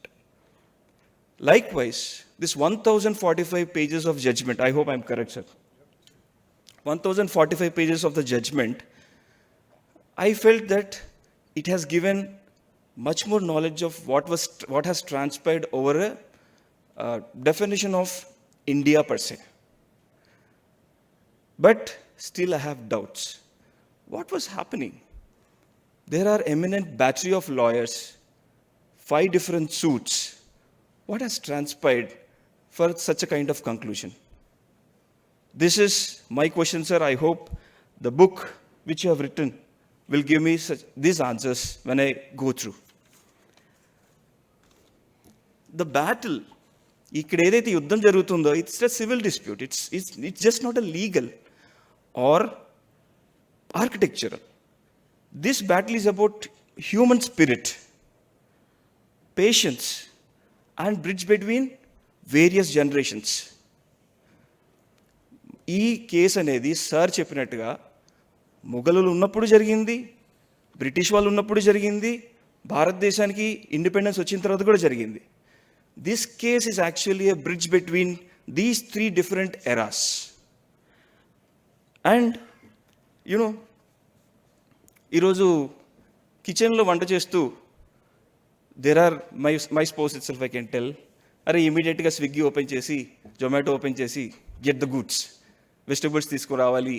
It is like artificial intelligence has come and then everything is in a short span of time. Our expectancy has become like this idea needs to be executed in next minute or next 5 minutes. But this case is not like that, sir. Everybody, all the eminent jurists here or eminent advocates, you know that this is nothing but the judgment traverses the efforts of patience, spirit of hard work, and reading through heaps of facts and evidence spanning generations. I'll just, అంటే మా జిఎస్టీలో కానీ కస్టమ్స్లో కానీ జరిగే డిస్ప్యూట్కి, civil డిస్ప్యూట్కి, GST కస్టమ్స్లో జరిగే డిస్ప్యూట్కి నేను అతని మీద penalty వేయాలంటే నాకు 10% వేయండి అని చెప్పి క్లియర్గా ఉంటుంది, లేదు 100% వేయనని ఉంటుంది. బట్ ఈ సివిల్ డిస్ప్యూట్లో ఎలా ఉంటుంది?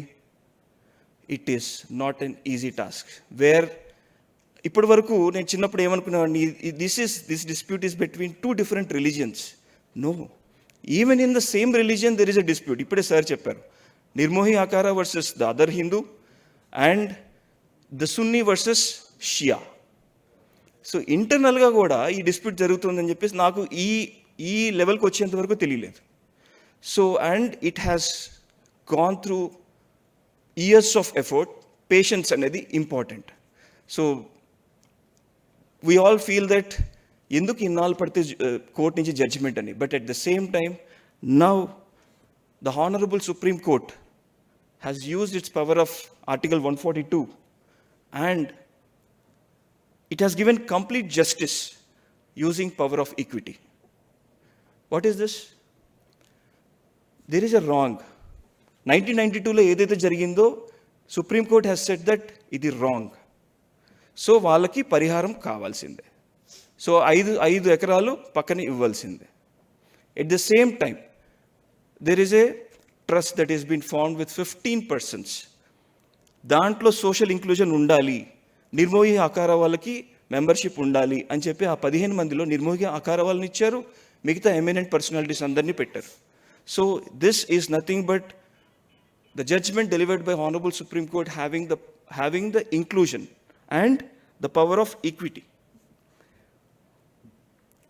We all know Supreme Court ఏం చేసింది? 40 consecutive hearings on the same case. It's not a simple task, sir. Even for my quasi-judicial adjudication, which I do every day, day in and day out, if I want to prepare, it will take burning my midnight oil. Here, going through Persian, Sanskrit, Hindi, what kind of languages? The eminent battery of lawyers who is handling suit number 5 or suit number 3 or suit number 4, they have gone through.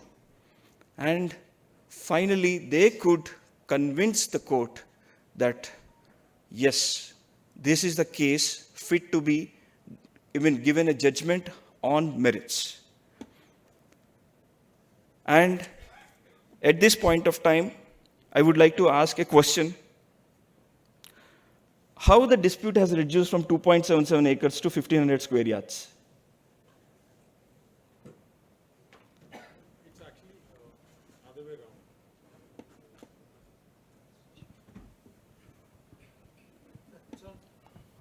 Hello. Yeah. It's actually the other way around. The dispute was only 1470 square yards. Okay. To restrict access to the 1470 square yards, it became 2.77, then 67. So the entire periphery was being cordoned off. Okay. That's how they started increasing the space, because people were going there closer. So they had to barricade it because of large volumes of people started coming there. Okay. And as a matter of security concern, because there were security threats also, there was a failed terror attempt also in Ayodhya. Sir, one more thing we want to know from your book is how judiciary and advocates resolve this dispute, which is as old as India itself, and the kind of internal discussions you went through.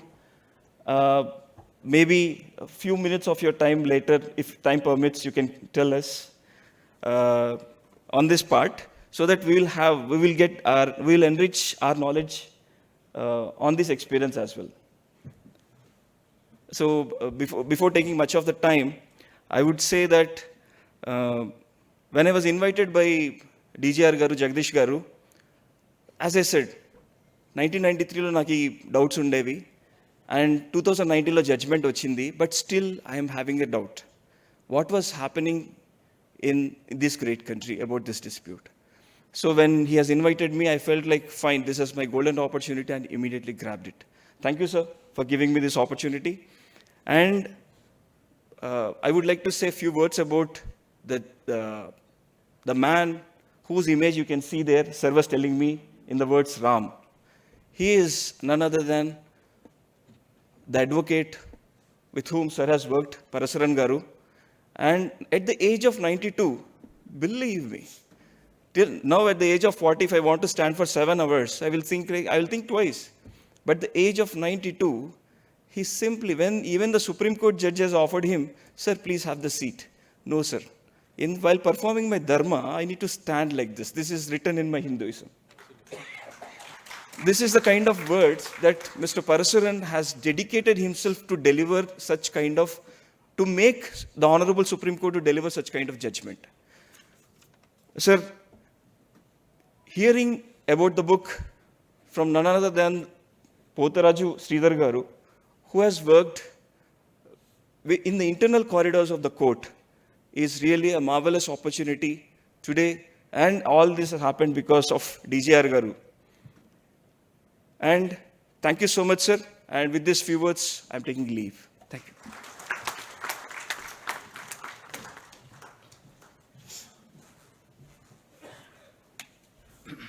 Thank you, sir. Thank you for enlightening us with your precise. And I was getting doubt whether you are a IRS or a LLB advocate. You have immense knowledge on the book, especially on the case. I think you have made your own homework on this aspect. Thank you very much for also contributing much for this August occasion. Now I call upon Srimati Bhavani Shri Garu, IAS officer, who is our guest of honor today, to deliver us and enlighten us with regard to whatever the knowledge she has. And obviously she has much knowledge because she's an IAS officer. Yes, thank you.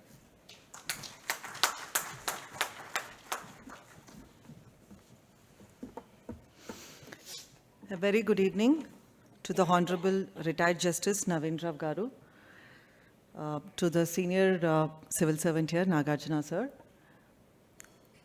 to Sri Jagdishwar Rao Garu, who had invited me today and who has organized such a beautiful event, and to all the other dignitaries and friends who are in this auditorium. It's a huge privilege that I've been made part of this innovative event, I would say. And for me, it is one of its kind. I had recently been in Delhi where we had a similar kind of event. The book was on AI on trial, which was written by an MP, Mr. Sujit from Odisha. And we had another Foreign Service officer's book, Bihari. He is from Bihar, who is into IFS, Mr. Rabai. So we had a good panel discussion, and I was there only to understand how beautifully the books have been written and to discuss with intellectuals over there. And on similar note, I feel very fortunate that this sort of an environment where there is an academic and intellectual discussion has been set up by Mr. Jagdishwar Rao. And for me, judicial experience with the judiciary has not been much, so I am even more curious. I came with a curiosity to understand and meet a lot of advocates over here and the judge. So the speech given by the senior counsel, Mr. Sridhar, who has authored this book, I was so awestruck on the way he was able to narrate the entire 400 pages book and 7 decades of case in just 45 minutes in such a flow that anybody, even a child, could understand and pick up the facts. And for me also, it was a similar learning experience. And to pick up few from his speech, it was learning experience to understand that the Sharia law was, investigated deeply for this case. And the concept of Sanatana Dharma, which is specific and the foundation of Hinduism, became one of the most important questions which was discussed in the court. For me, it was like sitting in the courtroom, and it was a beautiful series which only had 1 episode, and I hope we have more such events organized in future.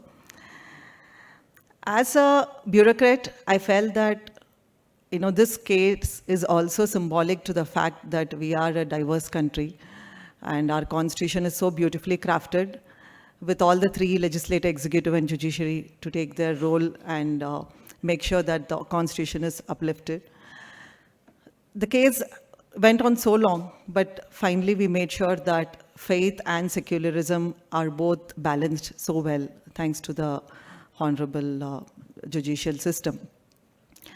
And I think we always have the habit of comparing the development of our country with the developed nations. And I'm pretty sure this sort of complexity and complex cases is not what we would face in other Western countries. Like we have a simple uniform race, uniform language in other nations, whereas within one, we have 2 states speaking the same language in our country, which says how diverse we are. And again, in the same state, we have regional dialects, and linguistically, we are so vast, regionalism, religion. There's multiple identities we all carry, and we are all proud of it. So it is not an easy thing to carry all of us together in one country. I should not forget to mention about the Northeast, where I worked before. So from here, I served in Nagaland before.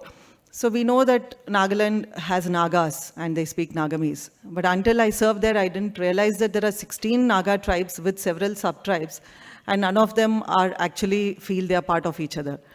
And there is still that identity crisis going on, and everybody wants a district.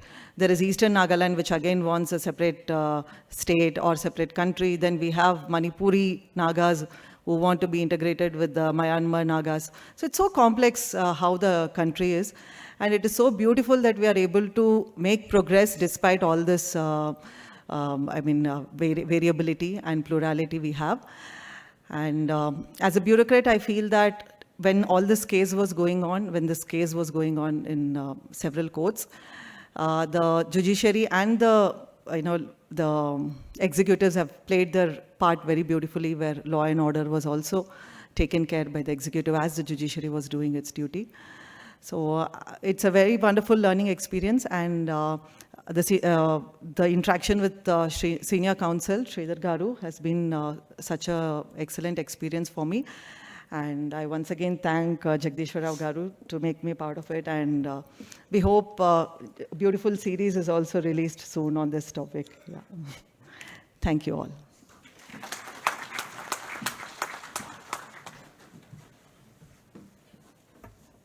Thank you, madam, for delivering your experiences. And obviously on the different aspects which you have delivered has enhanced our interest and the knowledge on the subject.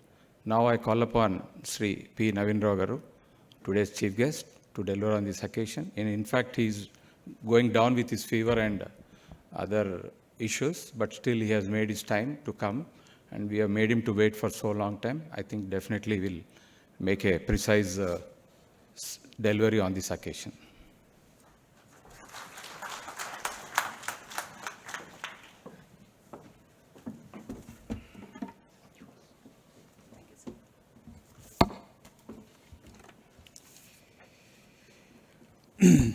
First, I would start with say Jai Sri Ram, and then Sridhar Potharaju, Senior Counsel at the Supreme Court of India, practicing in Supreme Court of India, and the man who is responsible for all of us to gather here today. So Jagdishwar Rao, a good friend of mine, a neighbor, and in fact there are 3 neighbors sitting on the dais today, and then some of them are down there.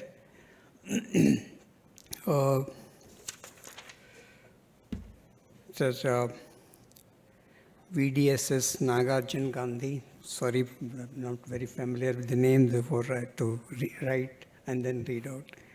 Sri Jagadishwar Rao, Sri Mallikarjun Rao, and Srimati Bhavani, and all my dear friends sitting there. Many of them are my colleagues for a long time before I became a judge, and leading practitioners.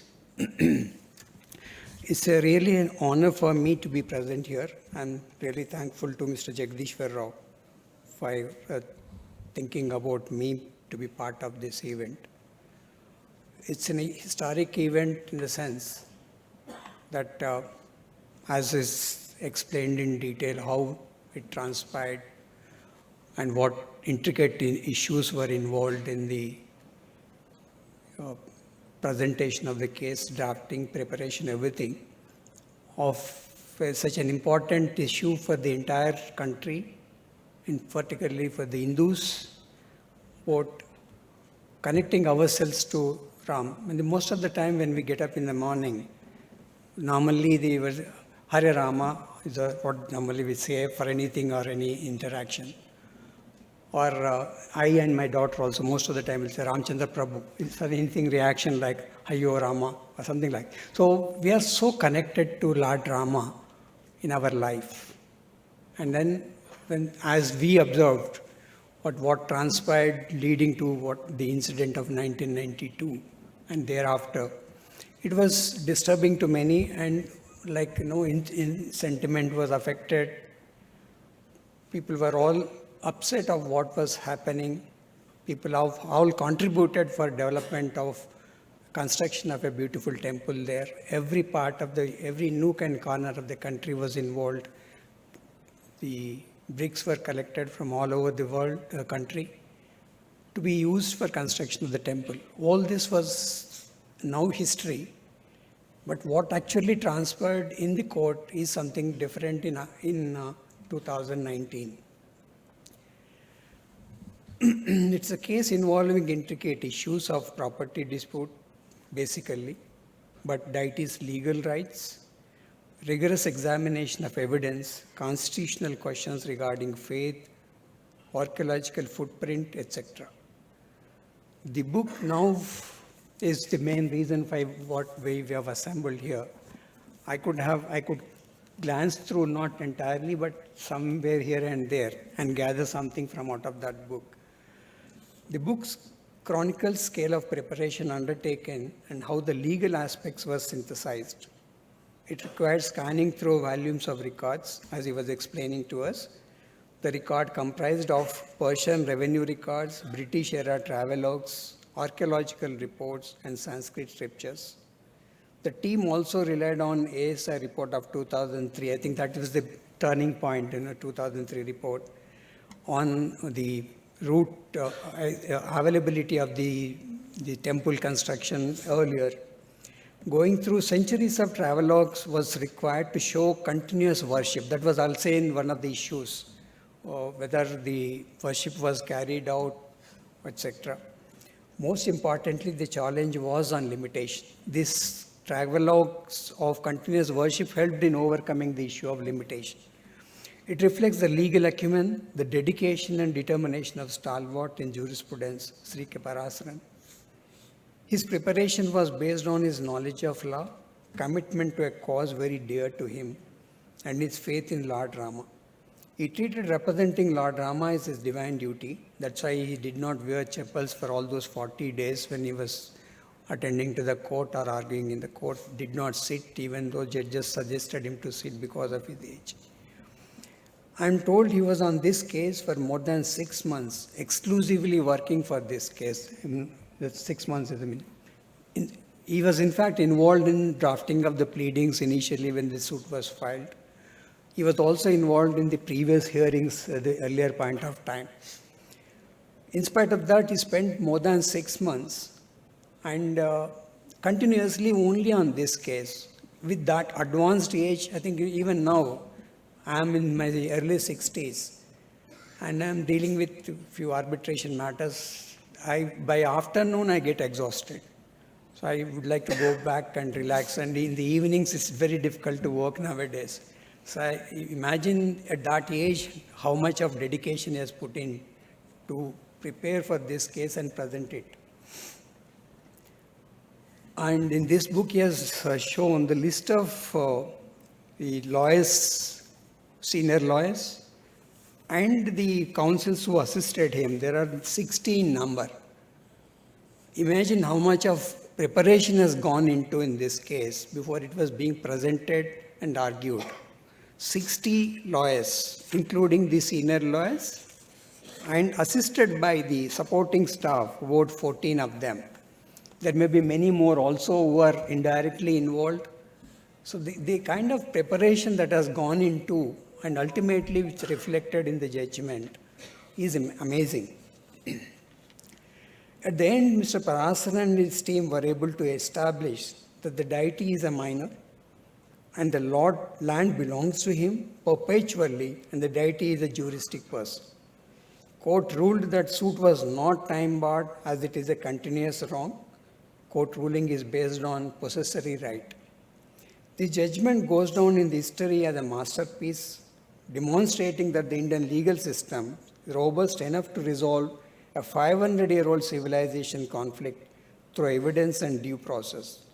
The case record is a great case lesson to all the students. We are all students for a lifetime on how to analyze facts, decodify intricate issues and present them before court of law as sustainable pleading, evidence and arguments.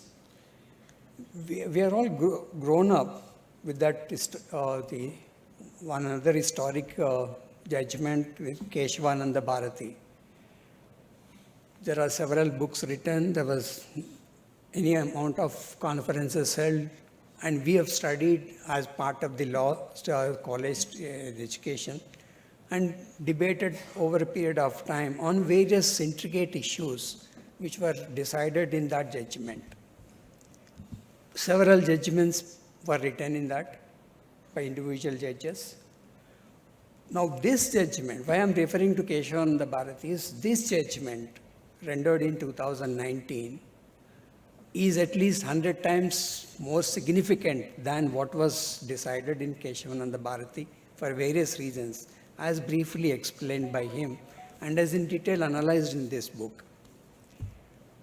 I would suggest all the lawyers sitting here, and more particularly younger generation, to take this as a case of deep research into various aspects of law, not on the reference to religious aspect, but I would put it in the aspect of a law research, because as was explained by him, Sridhar, it involves, as I was also saying earlier, from what I could gather from the book, that it involves analyzing the evidence brought on record, presenting the evidence before the court, and satisfying the court that on this principle, based on this evidence, the suit has to succeed. So, therefore, jurisprudential aspect, evidence aspect, presentation in the court, analyzing the facts, more particularly on the civil side, are all would be it would be an enlightenment if we go through the entire record of the case and read them. This book certainly would help you in briefly understanding, kind of a bird's eye view, I would say, in understanding the entire context of the case decided by the Honorable Supreme Court. I wish Sridhar will spend little more time in bringing out some other aspects of the judgment in issue. He has spent about 5 years to write this judgment. Imagine how much of strain he has taken to bring a kind of a book in a shorter version and in the language not exactly concerning law, but to explain what transpired. Now, as a judge and as a lawyer, I can tell you that a good judgment from a judge can be expected if the pleadings are drafted well and case is presented well, argued well, and assisted by the lawyers. This case is the greatest example of the contribution by all the lawyers involved in this case, on either side also I would say, in enabling the judges to write a judgment of this magnitude. 1,045 pages judgment written within a short time. You know, the case was argued for 40 days, from 6th August 2019 to 16th October 2019. And judgment had to be pronounced before 17th of November, because on that day, Honorable then Chief Justice, who was presiding the bench, was retiring. So therefore, it had to be pronounced. But it was pronounced a week before, or 8-9 days before, that is on 9th November. Now, Mr. Parasaran and his team have spent more than 6 months to prepare and present it before the court. But having regard to the volume of record, presentation of the case before the court is one thing, but similar exercise is required to be done by the judges to analyze and give findings based on, supported by the evidence on record. They have to justify why a particular reasoning is given.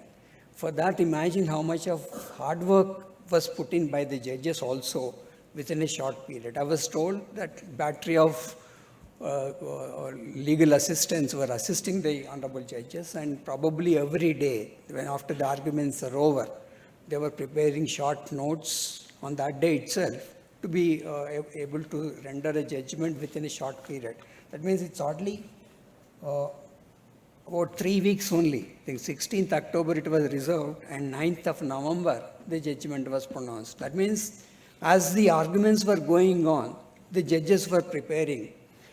The judges were able to prepare and then render such a huge, voluminous judgment with reasons for on every aspect, of very important aspects involved in that. Means that they were assisted very well by Mr. Parasaran and his team.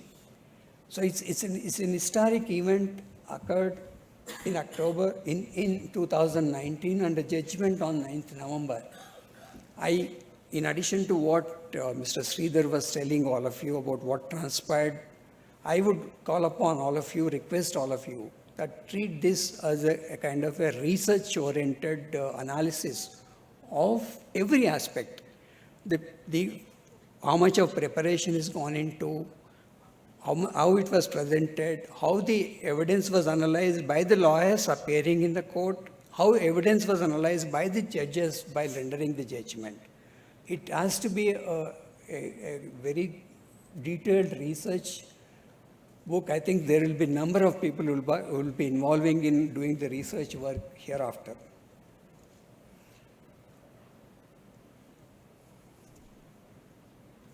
I don't have that much of patience to be a research scholar now, but I will call upon the younger generation of lawyers to do this work. Now, therefore, it is not a simple case of our Lord being ultimately succeeding in establishing that he was born there and that place belongs to him.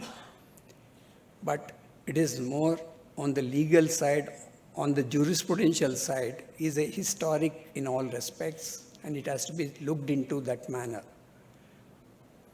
But the credit, all the credit goes to the team of Mr. Parasaran. Mr. Parasaran, with all his acumen, all his knowledge, his contribution to law is unparalleled. But still, how much of effort made by the team of persons assisting him is also important, and that is what is reflected by Sridhar when he was presenting what transpired in the case.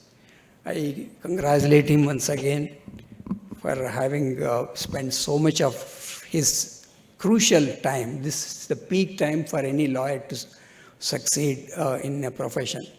At crucial time, he devoted his entire energies for this cause, and is a worthy cause, and sure that God will certainly be of kind to him to make him more successful in life, and maybe we'll wish to see him somewhere else also in the days to come. Thank you so much.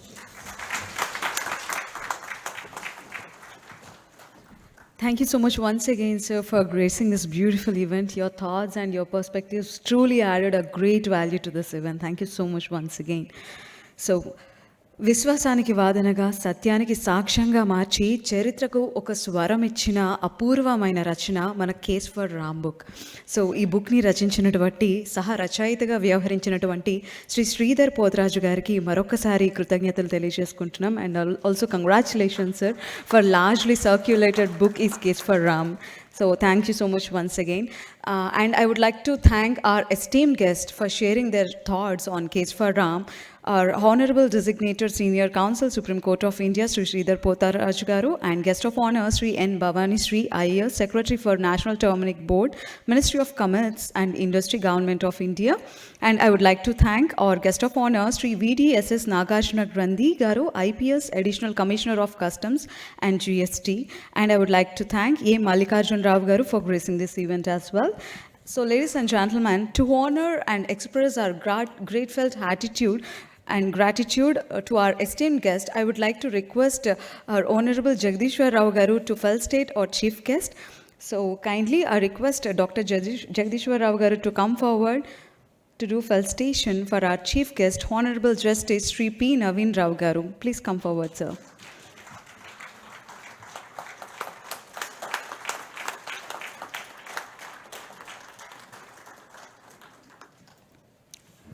So now I request our advocate, former government pleader, President City Civil Court Hyderabad, Mr. Jagdishwar Rao Garu, to felicitate our guest of honor, Sri N. Bhavani Sri Garu, IAS Secretary for National Turmeric Board. Thank you so much, ma'am, for gracing this event once again.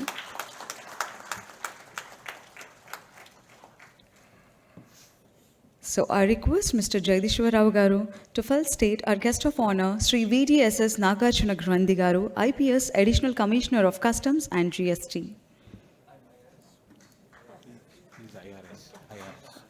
Okay. IRS, Sri VDSS Nagarjuna Grandi. Thank you so much, sir, for gracing this event. And మీ perception కావచ్చు, మీ speech కావచ్చు, entirely it is truly inspiring and చాలా విషయాలు తెలుసుకున్నాం మీ speech ద్వారా ఈరోజు. Thank you so much. And I request D Jagadishwar Rao గారు to felicitate Shri A Mallikarjun Rao గారు, who is a founder president of Megacity Navakala Vedika. So ఈనాటి మన కార్యక్రమం జరుపుకున్న ఈ వెన్యూ మెగాసిటీ నవకల వేదిక గత 25 సంవత్సరాలుగా ఎన్నో అత్యద్భుతమైన కార్యక్రమాలకి నాందిగా వ్యవహరిస్తుంది. So thanking Shri A Mallikarjun Rao గారు. So now I request D Jagadishwar Rao sir to felicitate the author of case for Ram book, Shri Shridhar Potharaj గారు. Thank you sir.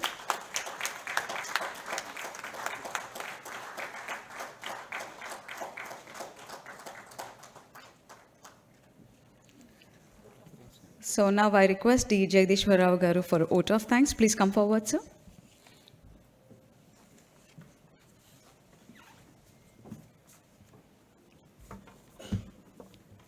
I take privilege to render my vote of thanks for the today's event. Firstly, I thank Chief Guest Sri P. Navin Rao Garu, retired Judge of Telangana High Court, for honoring our invitation and also made this his presence despite of his tight schedule, and especially today he is not doing well, but still he has made our day, August day. Secondly, I thank guest of honor, Srimati N. Bhavani Garu, who has also made our event a memorable one. And I also thank Nagarjuna Grandi Garu for honoring our invitation and gracing this occasion, and also sharing his experiences about the today's event.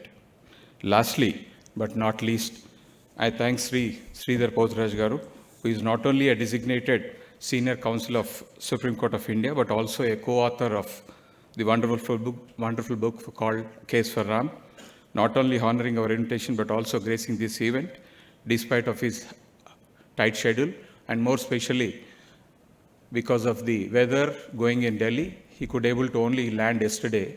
He thought that he may not be coming today. That's the reason he has come yesterday only. And I would also failing if I do not bring his charismatic personality to the knowledge of this August gathering.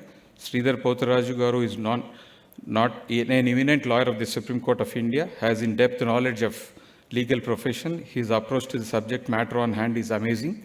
I had many occasions to share on legal subjects when I took some briefs to the Supreme Court of India.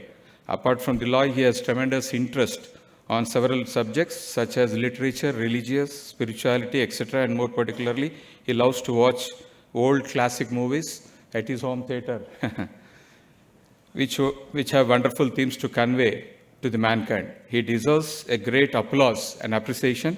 He has enlightened on various aspects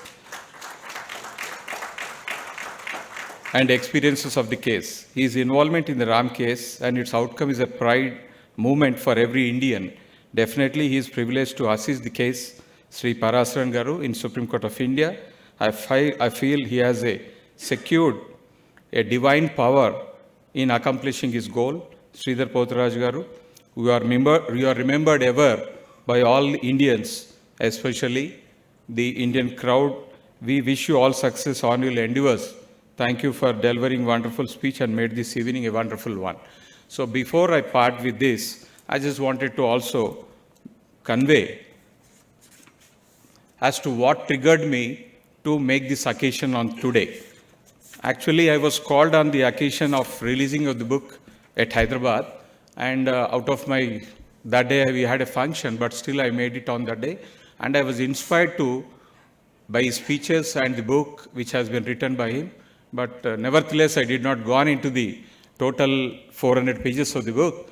But then I thought of making an occasion for Sridhar to come to Hyderabad to share his experiences with Parasaran Garu in coming this case outcome.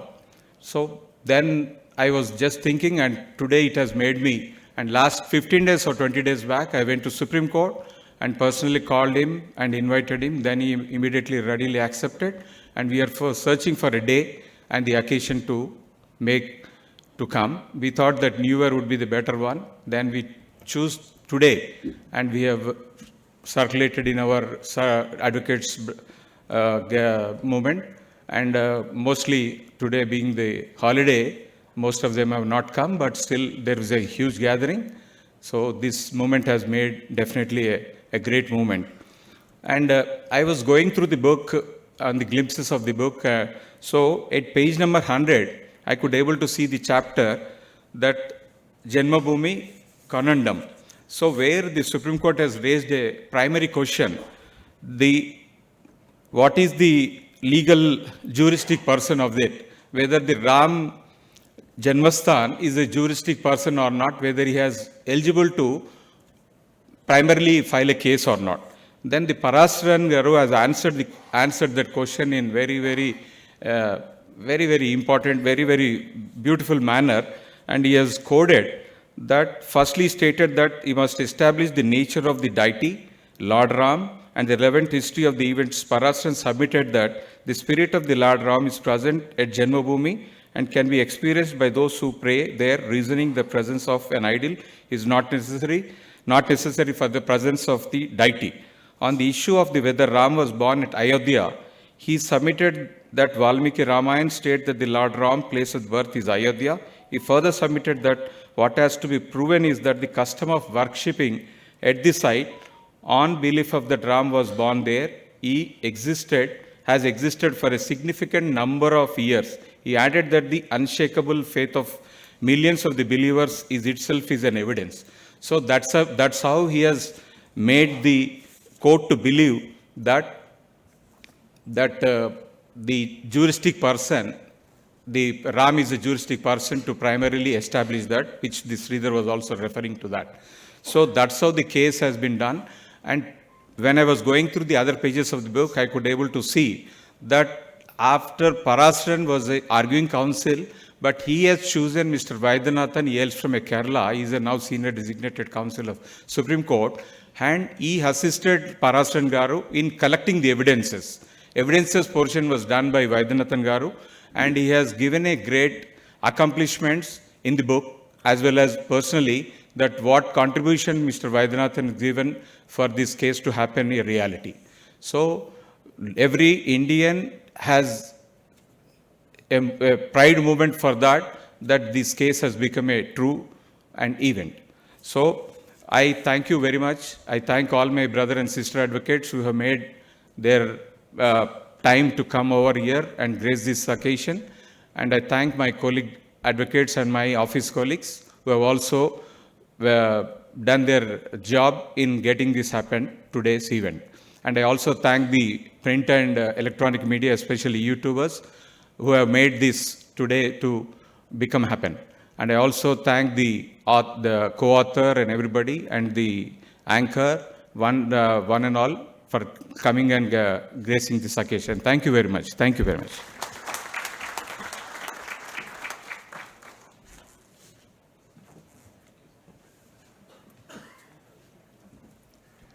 So thank you so once again. ఒక్కసారి Shri D Jagadishwar Rao గారికి ఒక్కసారి గట్టిగా చెప్పట్లండి for organising such a beautiful event. మనందరి గ్యాదరింగ్కి ఒక particular అంశం ఉండేలా తెలియచేశారు. కేస్ ఫర్ రామ్ గురించి ఇంకా ప్రతిష్టాత్మకంగా యావత్ ప్రపంచానికి తెలిసేలా కూడా ఈ కార్యక్రమం ఉంటుందని నేను ఆశిస్తున్నాను. సో మన భారతదేశ ధర్మం కావచ్చు, సత్యం గురించి కావచ్చు, లేదా మన చరిత్ర గురించి యావత్ ప్రపంచానికి కూడా తెలియచేయడానికి కేస్ ఫర్ రామ్ బుక్ ఒక సాధనగా నిలుస్తుందని ఆకాంక్షిస్తున్నాను. Thank you so much everybody for gracing this event, for participating in this beautiful event, taking out your time. And I would like to thank our esteemed guest and honorable chief guest once again. Thank you so much, sir. And this is all for today, and we'll meet you in one more beautiful event. This is Renu Kiara signing off.